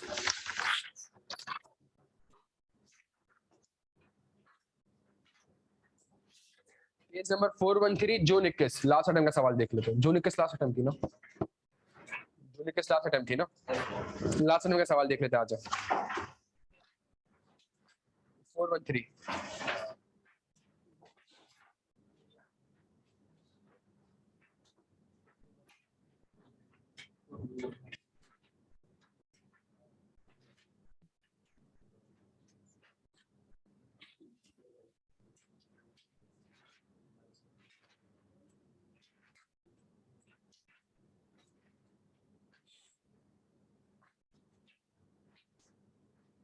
सब आ गए? मैं आपके साथ एक सवाल पढ़ रहा हूँ। डिस्कस, सवाल की रिक्वायरमेंट क्या है? Discuss the audit risk in the above scenario and suggest the key audit procedure to be perform in respect of the identified risk. हमने ऑडिट प्रोसीजर नहीं पढ़ा तभी हम उसको नहीं देखे, हम सिर्फ क्या करेंगे, डिस्कस दी, और ये सवाल इसलिए देख रहे ताकि आप थोड़ा बहुत अपना दिमाग इस्तेमाल करें, अपनी चीज लिखें, फिर उसकी ड्राफ्टिंग हम देखेंगे। ठीक हो गया जी? You are the audit manager in a firm of chartered accountants responsible for the statutory audit of HPL, which is principally engaged in the business of manufacturing and sale of pharmaceutical products. Extract from the HPL statement of profit or loss for the year ended 31 May 2021 are as follows. Sales 3.2 से, हाँ जी 3.3 हो गई। Sales return कम हो गई। Cost of sales मेरे पास थोड़ी सी बढ़ रही है। सेलिंग एंड मार्केटिंग एक्सपेंस मेरे पास थोड़ा सा बढ़ रहा है। ये उसने को चार नंबर दे दिया आपको, सही है। During the planning meeting for the year ended 31 May 2021 HPL's management informed you about the recall notice issued in respect of HPL's flagship product Estica. The notice was published in a local newspaper on 1st May 2021. The notice was issued on the advice of the Drug Regulatory Authority following the complaints received with regard to the development of unexpected side effects in some users of the product. क्या यहाँ तक बात समझ आती है? Estica is a patent product under the licensing agreement with the Global Healthcare Laboratories, a multinational company signed in a year 2017. Under the agreement, HPL manufactures and sells the Estica for 10 years against the payment of upfront license fee of rupees 300 million. HPL is also subject to penalties in case of use of substandard raw material in the manufacture of Azteca. The raw material is imported from foreign countries. Currently, GHL is investigating the reason for the defect / unexpected side effects. The management has also informed you that this product recall has not only affected the HPL's sales, but has also created the working capital issue. HPL took immediate steps such as commence the negotiation with the bank for financing working capital and launched the aggressive marketing campaign in May 2021 to boost the sales of its other product. Discuss the audit risk that exist in the above scenario. मैं आपको 10 से 15 minute दे रहा हूं, आप सुकून से इस सवाल के साथ खेलें, सही है? सवाल को पढ़ें, जो लेक्चर अभी लिया है आपने उसको थोड़ा सा देखें और सुकून से पढ़ें, और जो कुछ आपको अगले 10-15 मिनट में समझ में आता है ना प्यारे बच्चों, उसको लिखना स्टार्ट करें। मैं आपके आंसर चेक करूंगा, सो थोड़ा बहुत लिखना स्टार्ट करें।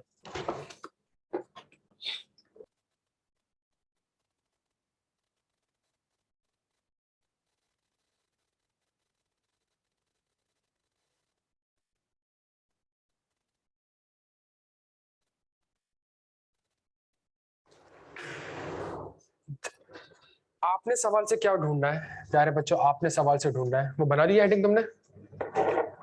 सवाल से आपने क्या ढूंढना है?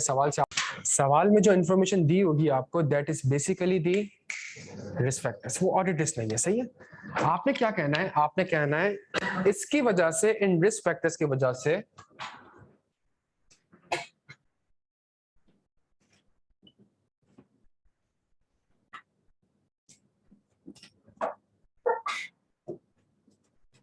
इसकी वजह से एक रिस्क हो सकता है, इस इंफॉर्मेशन की वजह से एक रिस्क हो सकता है, सही है? क्या रिस्क हो सकता है? या तो रिस्क आपके पास होगा, हाँ जी, ओवर स्टेटमेंट का, या आपके पास रिस्क होगा प्यारे बच्चों किस चीज का? अंडर स्टेटमेंट का। फिर आपने अगला काम क्या करना है? अगला काम आपने करना है, इस रिस्क को आपने लिंक करना है या तो एफएस लेवल से या फिर अजम्पशन लेवल से। इसका मतलब आपके पास फाइनेंशियल स्टेटमेंट्स में प्रॉपर्टी, प्लांट एंड इन्वेंट्री भी होगा, अकाउंट रिसीवेबल भी होगा, कैश एंड बैंक भी होगा, इनटेंजिबल एसेट्स भी होगा, कुछ प्रोविजंस भी होंगे, और आपके पास सेल्स होगा, सेल्स रिटर्न होगा, कॉस्ट ऑफ सेल्स होगा, मार्केटिंग एक्सपेंसेस होगा, सही है? इसकी एसेट्स मेरे पास क्या है? Existence, completeness, rights and obligation and valuation. इसकी एसेट्स मेरे पास क्या है प्यारे बच्चों? Occurrence, completeness, accuracy, classification and cut off, ये मेरे पास एसेट्स है। डन हो गया यहाँ पे। आपने करना क्या है प्यारे बच्चों? सवाल पढ़ के जो इंफॉर्मेशन आपको लग रहा है ना कि इसकी वजह से फाइनेंशियल स्टेटमेंट में कहीं रिस्क हो सकता है, सबसे पहले आपने वो लिखना है। डन हो गया? आपने कहना है इसकी वजह से यहाँ पे कहीं ना कहीं रिस्क हो सकता है, उसकी एजर्शन लेवल पे उसको क्या करना है? आपने लिंक करना है। और जहां आप एजर्शन लेवल पे लिंक करेंगे तो ऑडिट रिस्क है क्या कि फाइनेंशियल स्टेटमेंट आईएफआरएस के हिसाब से ना बने, तो फिर अगली चीज आपने ये सोचनी होगी कि उसके ऊपर आईएफआरएस क्या कहता है, कौन सा आईएफआरएस एप्लीकेबल है? तो आईएफआरएस ये वाला एप्लीकेबल है, इस आईएफआरएस के अंदर ये सारी चीजें एप्लीकेबल है, इसमें से कौन सी चीज इस सवाल के या इस सिनेरियो में एप्लीकेबल होगी? क्या यहाँ तक बात समझ आती है? फॉर एग्जांपल, अगर मैं आपके साथ सवाल पढ़ूं, you are the audit manager in a firm chartered accountant responsible for the audit of HPL which is principally engaged in the business of, company का बिजनेस क्या है? नेचर ऑफ द एंटिटी, हाँ जी, manufacturing and sale of pharmaceutical product extract from the HPL this during the planning meeting for the year ended 31 May 2021 HPL management informed you about the recall notice issued in respect of HPL flagship product Azteca. The notice was published in a local newspaper. The notice was issued on the advice of the Drug Regulatory Authority of Pakistan. Following the complaints received with regard to the development of unexpected side effect in some users of the product. Company ने करा क्या? सवाल आपने पढ़ा ही पूरा, आपने कहा company ने क्या करा? कंपनी ने रिकॉल नोटिस इशू करा।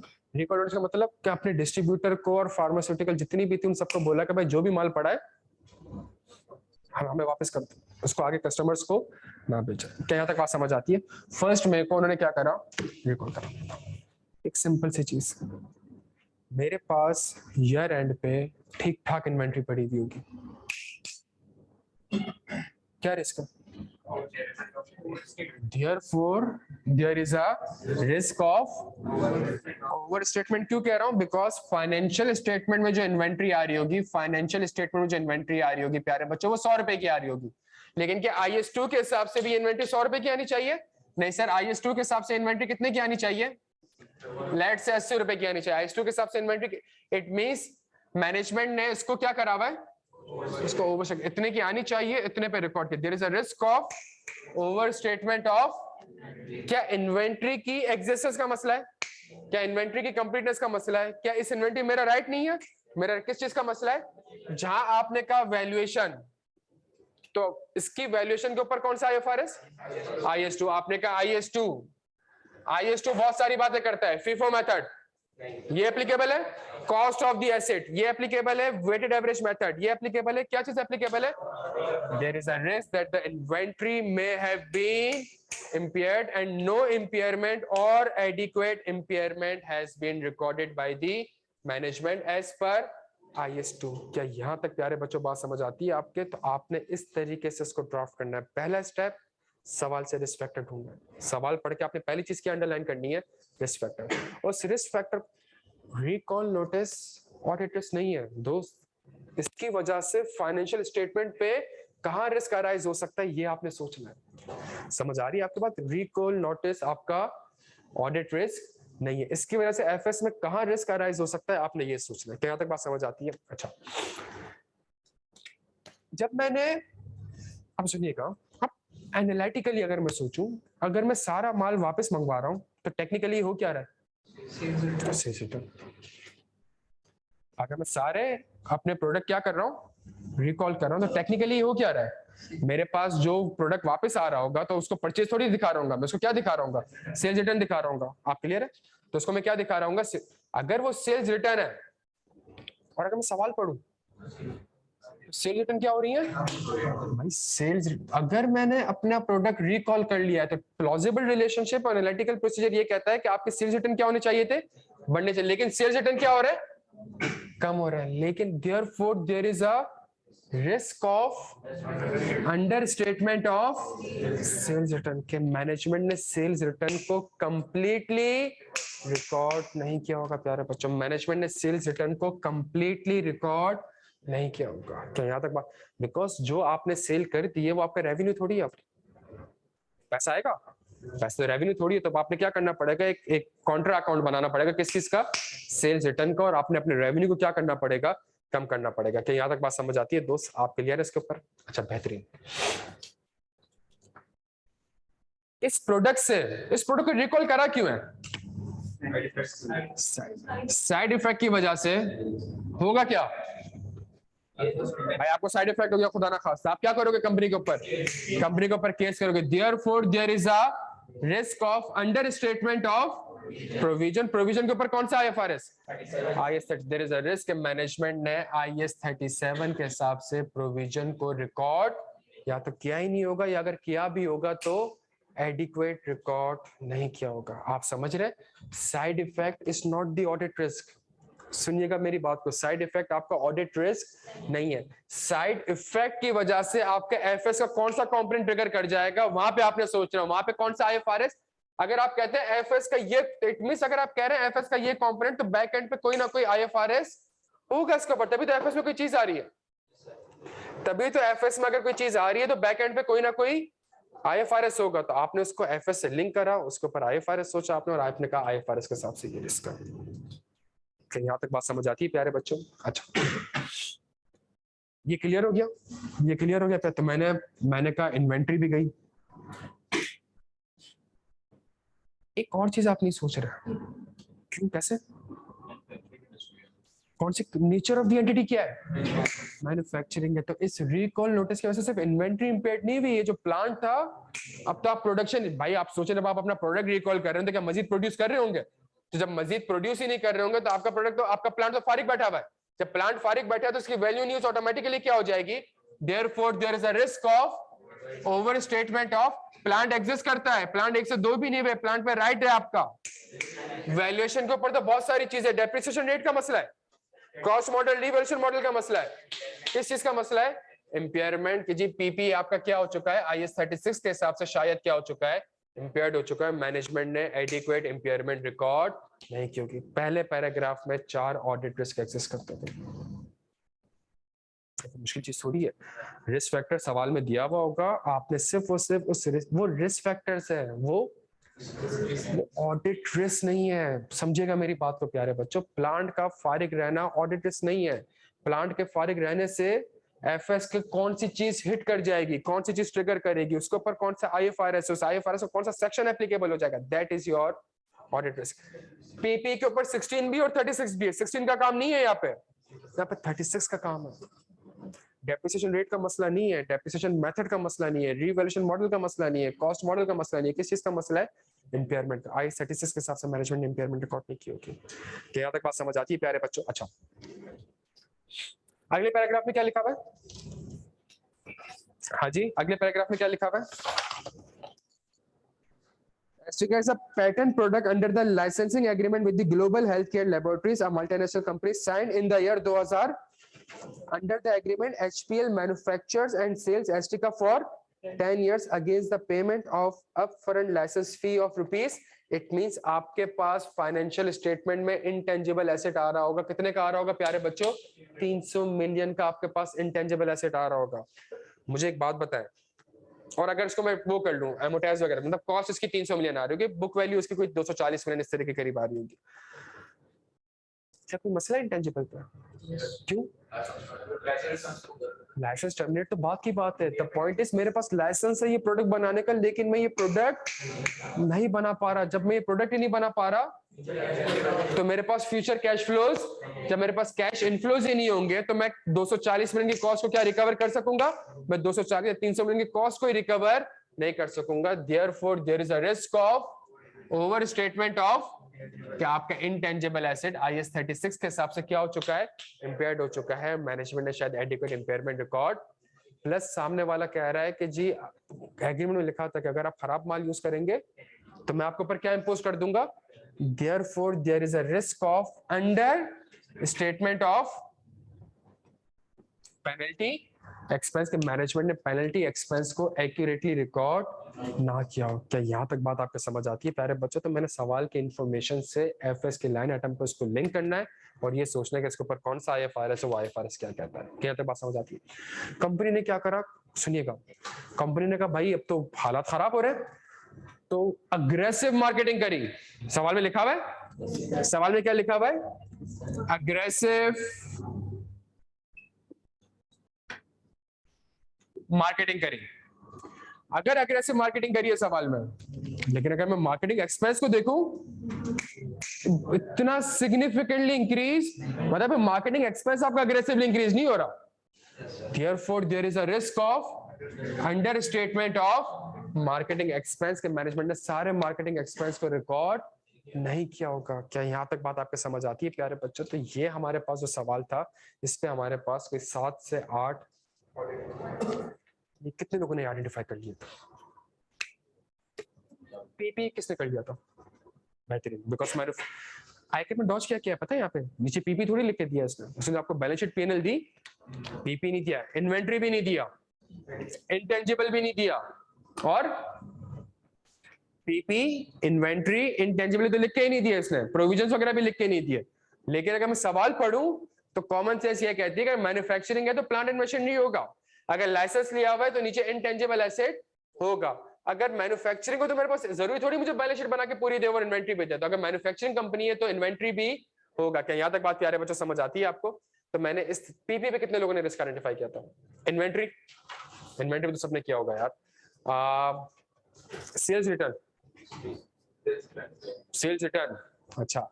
पेनल्टी, जबरदस्त, आईएस 37 के हिसाब से पेनल्टी रिकॉर्ड नहीं करेंगे। साइड इफेक्ट की वजह से प्रोविजन 37 के हिसाब से, जबरदस्त जबरदस्त जबरदस्त। आपको समझ आ रहा है? तो एक तो आपने रिस्क आइडेंटिफाई करे होंगे, अगला चैलेंज आपके लिए क्या आया होगा, उसको ड्राफ्ट कैसे करना है। ड्राफ्ट के लिए प्यारे बच्चों 3 स्टेप्स। पहला, पहला स्टेप रिस्क फैक्टर, दूसरा उस रिस्क फैक्टर को आप लिंक कर दें एजर्शन लेवल से, और तीसरा स्टेप कि जी what is audit risk, FS may not be equal to IFRS. तो इसके ऊपर कौन सा आईएफआरएस ट्रिगर कर चुका है, वो आईएफआरएस क्या कहता है, एंड द रिस्क मैनेजमेंट ने ऐसा नहीं किया होगा। क्या यहां तक बात समझ आती है प्यारे बच्चों? सबसे बड़ा जो यहाँ पे रिस्क था ना प्यारे बच्चों, वो गोइंग कंसर्न का रिस्क था। मैं आपसे यही कह रहा हूँ कि गोइंग कंसर्न हमारा खत्म नहीं, वही आगे सवालों में आता रहेगा। दोस्त आप क्लियर है क्यों गोइंग कंसर्न का रिस्क है? वर्किंग कैपिटल के इश्यूज हो गए हैं। अब यहाँ पे गोइंग कंसर्न का अगर आप कह रहे हैं रिस्क है, तो रिस्क फैक्टर्स क्या होंगे यहाँ पे? आसान आसान, रिस्क फैक्टर्स क्या होंगे? कंडीशन। गोइंग कंसर्न के रिस्क के लिए रिस्क फैक्टर क्या होगा? इवेंट्स, और क्या इवेंट्स और कंडीशन है बच्चों? जल्दी से बताते हैं, जल्दी बताते हैं। प्रोडक्ट रिकॉल हो चुका है, और वर्किंग कैपिटल के इश्यूज है, वर्किंग कैपिटल्स के इश्यूज है। सवाल में कह रहा है आपसे कि वर्किंग कैपिटल के आपका प्रोडक्ट आप क्या कर चुके हो, रिकॉल कर चुके हो, आपके वर्किंग कैपिटल के इश्यूज है। रेगुलेटरी अथॉरिटी से आपका फड्डा चल रहा है, रेगुलेटरी अथॉरिटी से आपका फड्डा चल रहा है, सही है। Therefore, इनकी वजह से, इसकी वजह से therefore there is a risk कि going concern assumption शायद appropriate ना हो, या going concern assumption appropriate है लेकिन एक material uncertainty exist करती है जिसको मैनेजमेंट ने adequately disclose। What is audit risk? FS may not be equal to IFRS। Going concern के ऊपर पूरा IS1 पढ़ा था हमने, और IS1 क्या कहता था? गोइंग कंसर्न की असेसमेंट करनी है। अगर गोइंग कंसर्न असम्पशन एप्रोप्रिएट है तो आपने देखना है कि क्या मटेरियल अनसर्टेनिटी, अगर मटेरियल अनसर्टेनिटी एग्जिस्ट करती है तो मैनेजमेंट ने उसको एडिक्वेटली, ये IS कहता है द रिस्क इज मैनेजमेंट ने उसको एडिक्वेटली डिस्क्लोज्ड ना किया।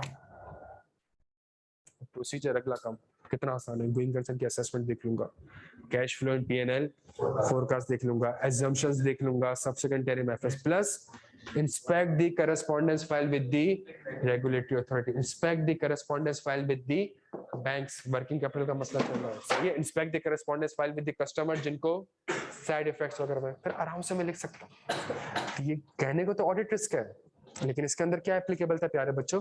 गोइंग कंसर्न भी एप्लीकेबल था। जैसे जैसे हम आगे बढ़ते रहेंगे तो फिर हमारे पास सवाल भी ऐसे अनलॉक होते रहेंगे जिसके अंदर 8 से 10 आइजास हमारे एप्लीकेबल हो रहे होंगे। क्या यहाँ तक बात समझ आती? आज की क्लास का सिर्फ एक पर्पस था, और पर्पस क्या था कि हम 315 का एक ओवरव्यू ले लें, लास्ट अटेम्प्ट के सवाल देख लेना यार। मतलब अगर कॉन्सेप्चुअली क्लियर है तो लास्ट अटेम्प्ट का सवाल उठाते हैं, और लास्ट अटेम्प्ट का सवाल हमने उठाया जून 21 का, और जून 21 के सवाल में हमने देखा कुछ आपने मेहनत करी होगी, कुछ सोचा होगा, बट 3 स्टेप हमेशा याद रखेगा। पहला स्टेप कहाँ लिखे हुए होंगे? सवाल जिस बच्चे ने तमीज से पढ़ लिया और तमीज से पढ़ के अच्छी अच्छी अंडरलाइन कर ली, अंडरलाइन किस चीज को करना होगा?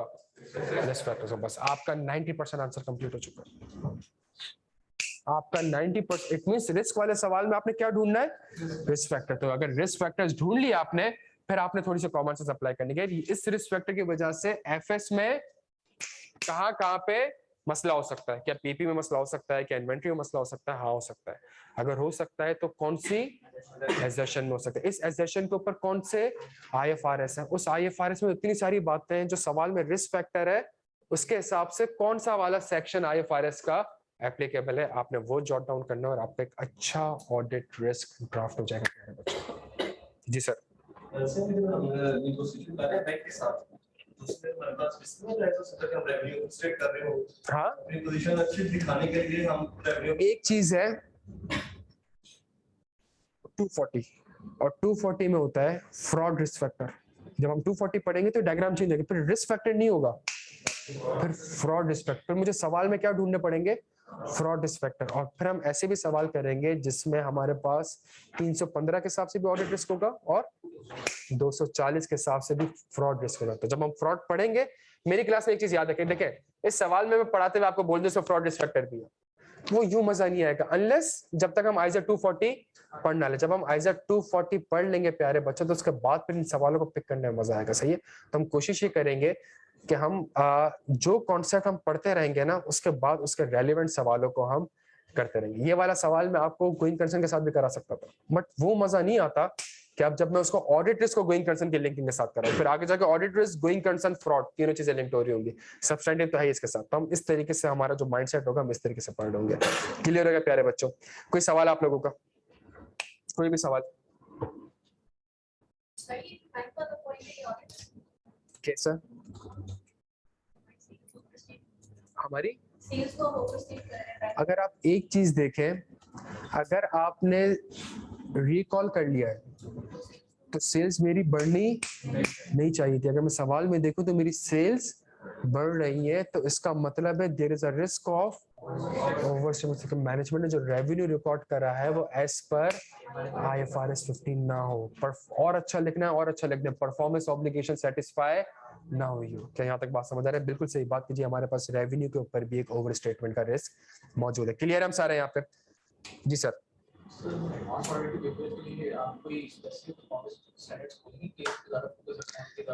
अच्छा, मैं करता क्या हूँ, मैं आपको बता देता हूँ। मैंने पिछले बैच में भी करा था, मैं आपको बता देता हूँ। देखिए, हम जब रिस्क पढ़ेंगे ना, तो एक रिस्क एक लेवल तक पढ़ेंगे हम, फिर उसके बाद हम आगे बढ़ जाएंगे, ठीक है? फिर हम प्रोसीजर के साइड पे आ जाएंगे। जब हम प्रोसीजर्स को पढ़ लेंगे ना, तो फिर हम वापस से रिस्क वाले एरिया पे आएंगे, फिर सवाल को कंप्लीट करेंगे, रिस्क एंड प्रोसीजर्स, फिर सवाल को हम कंप्लीट करेंगे। डन हो गया? अच्छा, जब आप सवाल पास्ट पेपर्स देखेंगे ना, तो पीपी की इंपेयरमेंट का रिस्क सदाबहार रिस्क आ रहा है, इन्वेंट्री की इंपेयरमेंट का रिस्क आ रहा है, ये रिस्क आए जा रहा है, आ जा रहा है, आ जा रहा है। कुछ IFRS ऐसे हैं जिसके ऊपर आईकैप ने अभी तक ऑडिट रिस्क नहीं पूछा, या पिछले 1-2 अटेम्प्ट से उसने पूछना स्टार्ट कर दिया। For example share based payment IFRS 2, उसके ऊपर उसने अभी तक ऑडिट रिस्क नहीं पूछा आपसे। ECL मॉडल, अभी तक उसने आपसे कोई अच्छा risk, revenue recognition IFRS 15, transaction price को एलोकेट करना परफॉर्मेंस ऑब्लिगेशन में, ये वाले रिस्क, वेरिएबल कंसीडरेशन, इस तरह के रिस्क उसने अभी तक आपसे नहीं पूछे। इन्वेस्टमेंट इन सब्सिडरी थी, होल्डिंग हो गई, होल्डिंग थी एसोसिएट हो गई, मतलब ये वाले जो जितने भी सिनेरियोस है, इसके ऊपर अभी तक आईकैप ने आपसे अच्छे सवाल। तो इसके ऊपर हम करते क्या है, जब आप लोग भी पूरा IFRS पढ़ लेंगे, बिकॉज आप में से बहुत सा बच्चा ऐसा होगा जो FFR और एडवांस ऑडिट का कॉम्बिनेशन उठा रहा है ना, ताकि वो MS1 अनलॉक हो जाए। तो आप में से अगर FFR एडवांस ऑडिट उठाए, तो वो बच्चा भी FFR पढ़ रहा होगा। तो जहां वो आपका FFR कंप्लीट हो जाएगा, तो फिर उसके बाद हम एक सेशन लेते हैं। वो सेशन किस चीज का होता है, मैं यहाँ पे बैठ के IFRS 2 का डिस्कस करूंगा। आपने IFRS 2 पढ़ा हुआ ही नहीं है, आपको समझ आ रही है? मैं यहाँ पे बैठ के IFRS 2 डिस्कस करूँ आपके साथ, और आपने IFRS 2 पढ़ा हुआ ही नहीं है, और मैं आपके साथ बैठ के फॉर एग्जांपल लीजेस के ऊपर ऑडिट डिस्कस करूँ और आपने लीजेस ही नहीं पढ़ा, तो फिर वो क्लास हमारी इफेक्टिव। तो इसका बेस्ट टाइम क्या होगा? बेस्ट टाइम होगा जब आप FFR पढ़ लेंगे पूरा, हमारा कोर्स पास पेपर सारी चीजें कंप्लीट हो जाएंगे, फिर हमारा पूरा एक दिन का सेशन होता है जिसमें IS 1 से लेके IFRS 16 तक जितने IFRS है उन सब के ऊपर हम ऑडिट डिस्कस कर रहे होते हैं, रिस्क भी डिस्कस कर रहे होते हैं, और उसके साथ साथ उसके, तो इससे होगा कि जो 25 नंबर का सवाल मेरे पास आता है ये मेरा खत्म हो जाएगा। और इसके लिए पर बस प्रैक्टिस किट क्या होगी सर? बात ये है कि आपके पास तो CFAP में तो आया नहीं है ये, तो फिर आप कैसे करवाएंगे? मैं ऐसे करवाऊंगा, बिकॉज ये सारी चीजें वो MS1 में पूछ रहा है। सारी चीजें वो कहाँ पे पूछ रहा है आपसे? वो MS1 में पूछ रहा है। MS1 में जो ऑडिट रिस्क आ रहे हैं वो पीपी की इंपेयरमेंट के नहीं आ रहे, वो शेयर बेस्ड पेमेंट के आ रहे हैं, वो ECL मॉडल के आ रहे हैं, वो सेल एंड लीज बैक। थोड़ा बहुत आइडिया है सेल एंड लीज बैक का? IFRS 16 leases, sale and lease back. अब कुछ बच्चों ने पढ़ा होगा, कुछ बच्चों ने नहीं पढ़ा होगा। अगर मैं MS1 का वो सवाल आपसे क्लास में कर रहा हूँ, तो फिर आपका टाइम जाया हो रहा होगा, बिकॉज अभी आपने IFRS, जब आपको अकाउंटिंग का थोड़ा बहुत आइडिया नहीं होगा, तो फिर आप ऑडिट रिस्क अच्छा सा ड्राफ्ट नहीं कर सकोगे। तो इसलिए मैं आपसे कह रहा था कि वो जो सेशन हमारा होगा वो कंप्लीटनेस इंश्योर करने के लिए, जब पास्ट पेपर कर लिए तो क्या कंप्लीट है? नहीं कंप्लीट नहीं है। फिर कंप्लीटनेस के लिए क्या करना पड़ेगा मुझे सारे IS 1 से लेके IFRS 16 तक जितने IFRS है, रिसेंटली आईकैप कर क्या रहा है, SIC 32 से सवाल पूछ रहा है। क्या है SIC 32? Website cost. सवाल में लिखा हुआ है कि आपने एक वेबसाइट बनाई, आप समझ रहे? IS तो दूर की बात, IFRS तो दूर की बात, कहाँ से पूछ रहा है वो? तो हमने उन एरियाज को भी क्या करना पड़ेगा। और SIC 32 का सवाल उससे पूछा कहाँ से? MS1 में उसने पहले सवाल पूछा, तो वही सवाल उसने फिर कहाँ पे कॉपी करा? CFAP में। CFAP के सवाल को नीचे कहाँ कॉपी कर रहा है वो? नीचे कैफ में कॉपी कर रहा है। तो हमारे कोर्स की कंप्लीटनेस देखें, कंप्लीटनेस ये नहीं होगी कि मैं आपसे ये क्लेम करूंगा हमने 10 पास पेपर करा दें। कंप्लीटनेस का मतलब ये है कि अगर पेपर में कोई भी रिस्क आता है तो क्या मैं और आप कर सकते हैं। ये कंप्लीटनेस, हमारे कोर्स की कंप्लीटनेस को हमने इस तरीके से असेस कर। इवेंट्स और कंडीशन आइजा में 22 लिखे हुए हैं, तो मैं अगर आपको सिर्फ 22 इवेंट और कंडीशन समझाता तो कंप्लीटनेस नहीं है। कंप्लीटनेस का मतलब ये है कि अब अगर वो कोई भी अब आपसे पिक हुआ ना गोइंग कंसर्न, अभी आपने सवाल पढ़ा तो आपसे फौरन से गोइंग कंसर्न पिक हो गया। क्यों? वर्किंग कैपिटल के इश्यूज है, कैश फ्लोज के इश्यूज है, सही है, रिकॉल और रेगुलेटरी अथॉरिटी से फड्डा चल रहा है। जब आपने ये चीजें पढ़ी तो आपसे गोइंग कंसर्न फौरन से पिक हो गया। तो कंप्लीटनेस कोर्स की कैसे होगी? इसी तरीके से होगी कि जी मैं और आप बैठ के ये मेहनत कर लें कि अगर रिस्क का सवाल आता है, फिर वो कोई भी सवाल पूछे, फिर मैं पिक कर लूं। अगर वो गोइंग कंसर्न का सवाल पूछता है, फिर वो कोई भी सवाल पूछे और जैसा भी सवाल पूछे मैं उसको पिक कर लूं। तो यहाँ तक बात समझ आती है। तो हम कोर्स को इस तरीके से लिखें। और ये कैसे पॉसिबल होगा? जब आपने भी मेहनत करनी होगी और मैंने भी मेहनत करनी होगी। मैंने आज मेहनत कर ली, अब मैं अगले 5 दिन मेहनत नहीं करूंगा। अगले 5 दिन किसने मेहनत करनी है? आप लोगों ने मेहनत करनी है। और सैटरडे संडे को फिर मैंने मेहनत करनी है। अगले 5 दिन आपने मेहनत कैसे करनी है? 2 से 3 सी फैप का सवाल मैं आपको होमवर्क दूंगा। एक सिंपल सी बात है, मेरी एक बात सुनो, मेरा कोई मसला नहीं है, मैं वेडनेसडे को क्लास लगा देता हूँ, आपको बुलाता हूँ, आपको हैंड आउट देता हूँ, मैं चला जाता हूँ और आप बैठ के हैंड आउट देखें, सवाल अटेम्प्ट करें। एक तरीका ये सही है। फिर मैं आऊँ सवाल डिस्कस करूँ। एक तरीका ये है कि आप अपने कंफर्ट जोन में बैठ के उन सवाल को अब अटेम्प्ट करने की कोशिश करें। और जब आप मंडे टू फ्राइडे जब आप ये अटेम्प्ट करने की कोशिश करेंगे तो आप पढ़ाई डेली बेसिस पे कर रहे हैं, प्लस आपको ये होगा कि यार मैं यहाँ फंस रहा हूँ, मुझे ये चीज समझ में नहीं आ रही, या मैंने 5 रिस्क आइडेंटिफाई करे, सर ने जो आंसर दिया है उसमें 8 रिस्क है। यार सैटरडे को जब मैं जाऊंगा ना सर के पास क्लास लेने के लिए, तो अब मैं सर से ये सवाल पूछूंगा। अभी तो कोई सवाल ही नहीं है ना आपके पास। सवाल क्यों नहीं? बिकॉज आप अपनी असेसमेंट ही नहीं कर रहे, अपने आप को चेक नहीं कर रहे कि आपका रिस्क का एरिया स्ट्रॉन्ग हुआ है या फिर नहीं हुआ। क्या यहाँ तक प्यारे बच्चों बात समझ आती है? तो सारे अगर व्हाट्सएप ग्रुप वगैरह पे ऐड हो आप लोग, तो इसका आंसर भी मैं पोर्टल पे अपलोड कर दूंगा। जो सवाल होगा उसके ऊपर वॉइस नोट से भेज दूंगा, सवाल के ऊपर एक्सप्लेनेशन भेज दूंगा। इसी वीक उस सवाल की आपको वीडियो भी मिल जाएगी। इसी वीक में आपको सवाल की सजेस्टेड आंसर की। तो क्यों वेट करना है सैटरडे का, जब मैं 3-4 सवाल बैठ के इसी वीकेंड पे या वीकेंड से पहले कर सकता हूँ। सही है। और फिर जो सवाल होंगे, फिर जो सेशन होंगे, फिर हम यहाँ पे बैठ के उसको डिस्कस कर रहे होंगे। पर इससे फायदा क्या होगा? इससे फायदा ये होगा कि जो कंप्लीटनेस है हम इसके ऊपर काम कर सकेंगे, प्लस MSA 1 के जो सवाल है हम वो कर सकेंगे, प्लस ACCA ICW के जो अच्छे सवाल है हम उनको कर सकेंगे प्यारे बच्चों। कि यहाँ तक बात समझ आती है आपके? तो कुछ मेहनत आपने करनी है, कुछ मेहनत मैंने करनी है। जब मिलकर मेहनत करेंगे तो इंशाल्लाह सुकून में रहेंगे आप। पेपर तो पास होगा ही होगा, बट एक और चीज ये होगी, क्या फायदा ऐसा पेपर पास करने का जब एंड में वो कुत्ते बिल्लियों की तरह पढ़ रहे होते हैं अपने 20-20 घंटे और 24-24 घंटे, और मतलब इसका फायदा क्या है? फिर ये ज्यादा अच्छा नहीं है कि मैं डेली बेसिस पर अपना थोड़ा बहुत पढ़ता रहूं।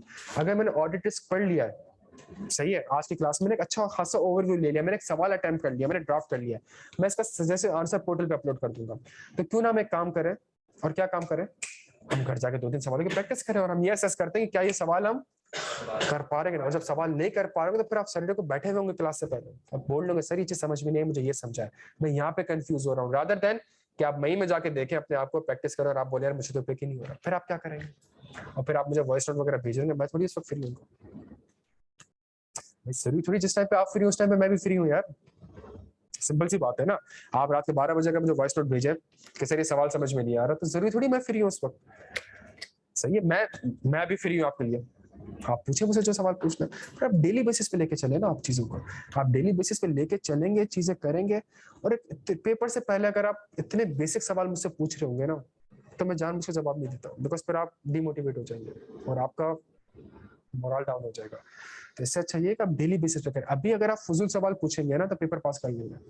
पेपर से पहले अगर आप फजूल सवाल पूछ रहे होंगे तो इसका मतलब है कि आप पेपर पास नहीं कर सकते। सिंपल सी बात है ना यार, कि आप पेपर पास नहीं कर सकते। सही है। अगर पेपर से पहले मुझसे कोई ये पूछे सर FS लेवल और रिजर्वेशन लेवल में डिफरेंस बता दो, और मैं कहूँ इन्ना लिल्लाहि व इन्ना इलैहि राजिऊन, बिकॉज़ 25 नंबर का सवाल ही ऑडिट इसका आना है, और बच्चा मुझसे पूछ रहा है FS लेवल और रिजर्वेशन लेवल में डिफरेंस बता दो। अब मैं इसको जवाब तो दे दूं, चलो, और फायदा है उसका, बिकॉज 25 नंबर उसके है ही नहीं। बच्चा मुझसे पेपर से 15 दिन पहले ये पूछे सर मैंने अभी तक स्टैंडर्ड रीड नहीं करा, आप बता दो कौन सा वाला स्टैंडर्ड रीड करूं। अब सोच, अब कितने लोगों ने 570 घर जाके रीड किया? That's question mark. घर जाके अगर आप रीड करेंगे एक बार आइजा 570, मेरे खातिर एक बार कितना टाइम लगेगा मुझे पता है, आधा घंटा। ये आधा घंटा आज आप इन्वेस्ट कर देंगे ना प्यारे बच्चों, तो एक चीज पढ़ी हुई है ना और उसकी रीडिंग अगर आप करेंगे तो आप आपके ग्रिप में आ जाएगी वो चीज। ग्रिप में नहीं आएगी तो मैं बैठा हुआ हूँ यहाँ पे क्लास में, तो फिर आप क्वेश्चन कर सकते हैं मुझसे, कैसे मुझे ये पैराग्राफ समझ में नहीं आया। इससे होगा क्या, आपका आइजा खत्म हो जाएगा, रीडिंग वाली चीज हो जाएगी। बट व्हाट इफ अगर आप पेपर से 1 महीना पहले लेके बैठे 4 किताबें और फिर आप ये सवाल पूछे कि सर कौन सा आइजा रीड करूं, जब आपने आइजा रीड कर लिया और फिर गोइंग कंसर्न के प्रैक्टिस क्वेश्चन आपको दिए जा रहे होंगे या कोई सवाल आ रहा होगा, तो फिर आपको पता होगा कि मैंने किताब से हेल्प लेनी है या मैंने किताब से हेल्प नहीं लेनी। प्रोसेस के लिए मैंने किताब से हेल्प लेनी है, सही है। रिपोर्टिंग इम्प्लीकेशंस इतनी एक्सप्लेन नहीं है गोइंग कंसर्न की, तो मैंने वहां पे किताब से हेल्प मुझे नहीं मिलेगी। अगर है तो फिर इस तरीके से ड्राफ्ट फॉर्म है तो आप पढ़ना तो स्टार्ट करें यार। अब आइजा 570 पिछले सैटरडे संडे हमने पढ़ा था, 1 हफ्ता गुजर गया और आपने रीड नहीं करा। अगर आप चाहते हैं मैं रीड कर लूंगा, लेकिन इससे होगा क्या, मुझे इससे बताया ना, फिर इससे होगा, इससे आपका पेपर पास नहीं होगा। मैं तो कहने के लिए भेज दूं कि भाई मैंने तो स्टैंडर्ड भी रीड करा, लेकिन जितना अच्छा आप अपनी फ्रीक्वेंसी और अपने कंफर्ट जोन में बैठ के स्टैंडर्ड को रीड करेंगे और समझेंगे और इससे बातें करेंगे, वो ज्यादा अच्छा है। ज्यादा देंगे मैं रीड कर रहा हूँ और मैं उर्दू में ट्रांसलेट करूँ, मैं आगे बढ़ जाऊँ, वो फायदा नहीं देगा आपके लिए बच्चों। मेरे खातिर एक काम तो करें, क्या काम करें, एक स्टेप रीड तो कर आए। और आप जब रीड कर आएंगे ना, 2 पॉसिबिलिटीज होगी। आपको समझ में आ रहा होगा, ये तो इंशाल्लाह होगा, आपको स्टैंडर्ड समझ में आ रहा होगा, सही चीजें लिखी हुई समझ में आ रही होंगी आपको इवेंट्स और कंडीशन। आपको सबसे इंपॉर्टेंट चीज क्या दिखेगी पता है, आपको स्टैंडर्ड का स्ट्रक्चर दिखेगा। सबसे पहला प्लानिंग दिखेगा आपको, उसके बाद इवेंट्स और कंडीशंस दिखेंगी, फिर उसके बाद प्रोसीजर्स दिखेंगे, फिर उसके बाद रिपोर्टिंग। ये आपको एक स्ट्रक्चर दिख रहा होगा। फिर आप कहेंगे यार लेक्चर भी ऐसे ही लिया था, ड्राफ्टिंग भी ऐसे ही करी थी, चीजों को भी ऐसे ही समझा था, वो सिंक्रोनाइज होती रहेगी। 6 महीने बाद बैठ के आइजा 570 रीड करेंगे तो फायदा नहीं है। फिर 6 जब पढ़ आज रहे, प्रैक्टिस आज करनी है, तो रीडिंग भी आज ही करें ना यार। रीडिंग भी 6 महीने बाद, फिर वो 6 महीने बाद रीडिंग होगी क्या, वो रीडिंग से वैसे खाना पूरी होगी। बस एक बार रीड कर लो, ब्लैक ब्लू हाईलाइट कर लो, ताकि लगे कि हाँ यार मैंने आइजा रीड किया। क्या यहाँ तक बात समझ आ रही है आपके? तो कोशिश करें प्यारे बच्चों कि आप लोग इस तरीके से डेली बेसिस से पढ़ना। ये तो गोइंग कंसर्न तो आपने रीड करके आना था यार, वैसे रीड करके आना ताकि आप क्लास में बैठ के मुझसे पूछे कि सर मुझे ये पैराग्राफ समझ में नहीं आया। अब जब इस तरीके से हम चीजों को लेके चलेंगे तो आपकी ग्रिप अच्छी होगी आइजा में, आपकी चीज अच्छी होगी। अगर आप मेहनत नहीं, मुझे एक बात बताना यार, क्या 300-400 घंटों में एडवांस ऑडिट पढ़ सकते हैं? सिंपल सवाल है मेरा, क्या हम 400 घंटे एडवांस हम नहीं पढ़ सकते? ये आपको ही पता है। 400 घंटे एडवांस ऑडिट पढ़ेंगे, 400 घंटे बीएफडी पढ़ेंगे, 400 घंटे एफएफआर पढ़ेंगे, तो फिर पेपर कब देंगे और खुद कब पढ़ेंगे? 400 घंटे मैं पढ़ाऊंगा तो फिर 400 घंटे आपको रिवीजन के लिए चाहिए, तो फिर कैसे होगा? फिर एक पेपर पास नहीं होगा आपका। तो खुदा का वास्ता है प्यारे बच्चों, मतलब आइजा, मुझे तो अफसोस हो रहा है कि आइजा 570 आपने रेट क्यों नहीं किया। और कर ले डेली बेसिस पर, अगर आप आइजा पढ़ लेंगे ना प्यारे बच्चों, तो एंड में पेपर से पहले आपके आइजास रीड हो चुके होंगे। अभी जब आप गोइंग कंसर्न का मैं आपको प्रैक्टिस क्वेश्चन दूंगा तो आपको पता होगा कि मुझे आइजा 570 किताब खोलनी है या नहीं खोलनी। और अगर आप ये कंक्लूड कर लेंगे ना कि नहीं मुझे किताब नहीं खोलनी, तो पेपर में जब गोइंग कंसर्न का सवाल आएगा ना, तो आप ये कंफ्यूज नहीं हो रहे कि मैंने किताब खोलनी है कि नहीं खोलनी। पेपर में फेल क्यों होता है बच्चा? हर सवाल को कहाँ ढूंढने बैठ जाता है आइजा में, और टाइम जाया करते हैं। ये प्रैक्टिस आप जब ओपन बुक पॉलिसी है तो ओपन बुक, तो बुक ओपन पेपर वाले दिन क्यों हो रही है? वो तो डेली बेसिस पे होनी चाहिए यार। ये तो आपने, अब देखो ऑडिट रिस्क है, अब आप ये रीड करेंगे मैं स्टैंडर्ड को, तो आप बोलेंगे मुझे पेपर में काम नहीं आएगा, मैं पेपर में रिस्क ड्राफ्टिंग के लिए मुझे स्टैंडर्ड की हेल्प, हाँ लेकिन अगर गोइंग कंसर्न के प्रोसीजर्स लिखने हैं मुझे, तो मुझे स्टैंडर्ड से हेल्प मिल सकती है। तो कुछ चीपी लगा ले उसमें यार, गोइंग कंसर्न प्रोसीजर का एक टैग लगा ले वहां पर, ताकि अगर पेपर में सवाल है या प्रैक्टिस करें तो आप डायरेक्ट वो पेज खोलो और वहां से 4-5 पॉइंट्स आपने लिख के जल्दी से। तो इस तरीके से आपको करना पड़ेगा प्यारे बच्चे, तभी पेपर पास होगा, अदरवाइज पेपर पास नहीं होगा आपको। समझ आ रही है बात आपको? यहाँ पे किसी का कोई भी सवाल है? कोई भी सवाल? डन हो गया यहाँ पे यार। ऑनलाइन वाले से बोलना कि मैं पूछूंगा सवाल, उनको उनके अगर कोई सवाल है उनको बोलो क्लास है। डन हो गया। तो मैं आपको ग्रुप पे, सारे ग्रुप पे ऐड है, ग्रुप पे ऐड नहीं है तो ग्रुप पे ऐड हो जाए। और ग्रुप पे ऐड होने के बाद क्या कहते हैं, कुछ प्रैक्टिस क्वेश्चंस आ जाएंगे, कुछ क्यूएनए सेशंस आज होंगे। आज का जो सवाल हमने करा है इसका आंसर मैं पोर्टल पे अपलोड कर दूंगा, तो आंसर रीड कर लीजिएगा अच्छा सा। जब आप रीड करेंगे तो आपको और पता चल जाएगा जो यहाँ पे लिखा हुआ है तो एक अच्छा प्रेजेंटेबल आंसर होगा। और फिर उसी को सामने रख के आपने प्रैक्टिस क्वेश्चंस को अटेम्प्ट करना होगा प्यारे बच्चों। क्लियर हो गया यहाँ पे? बहुत शुक्रिया।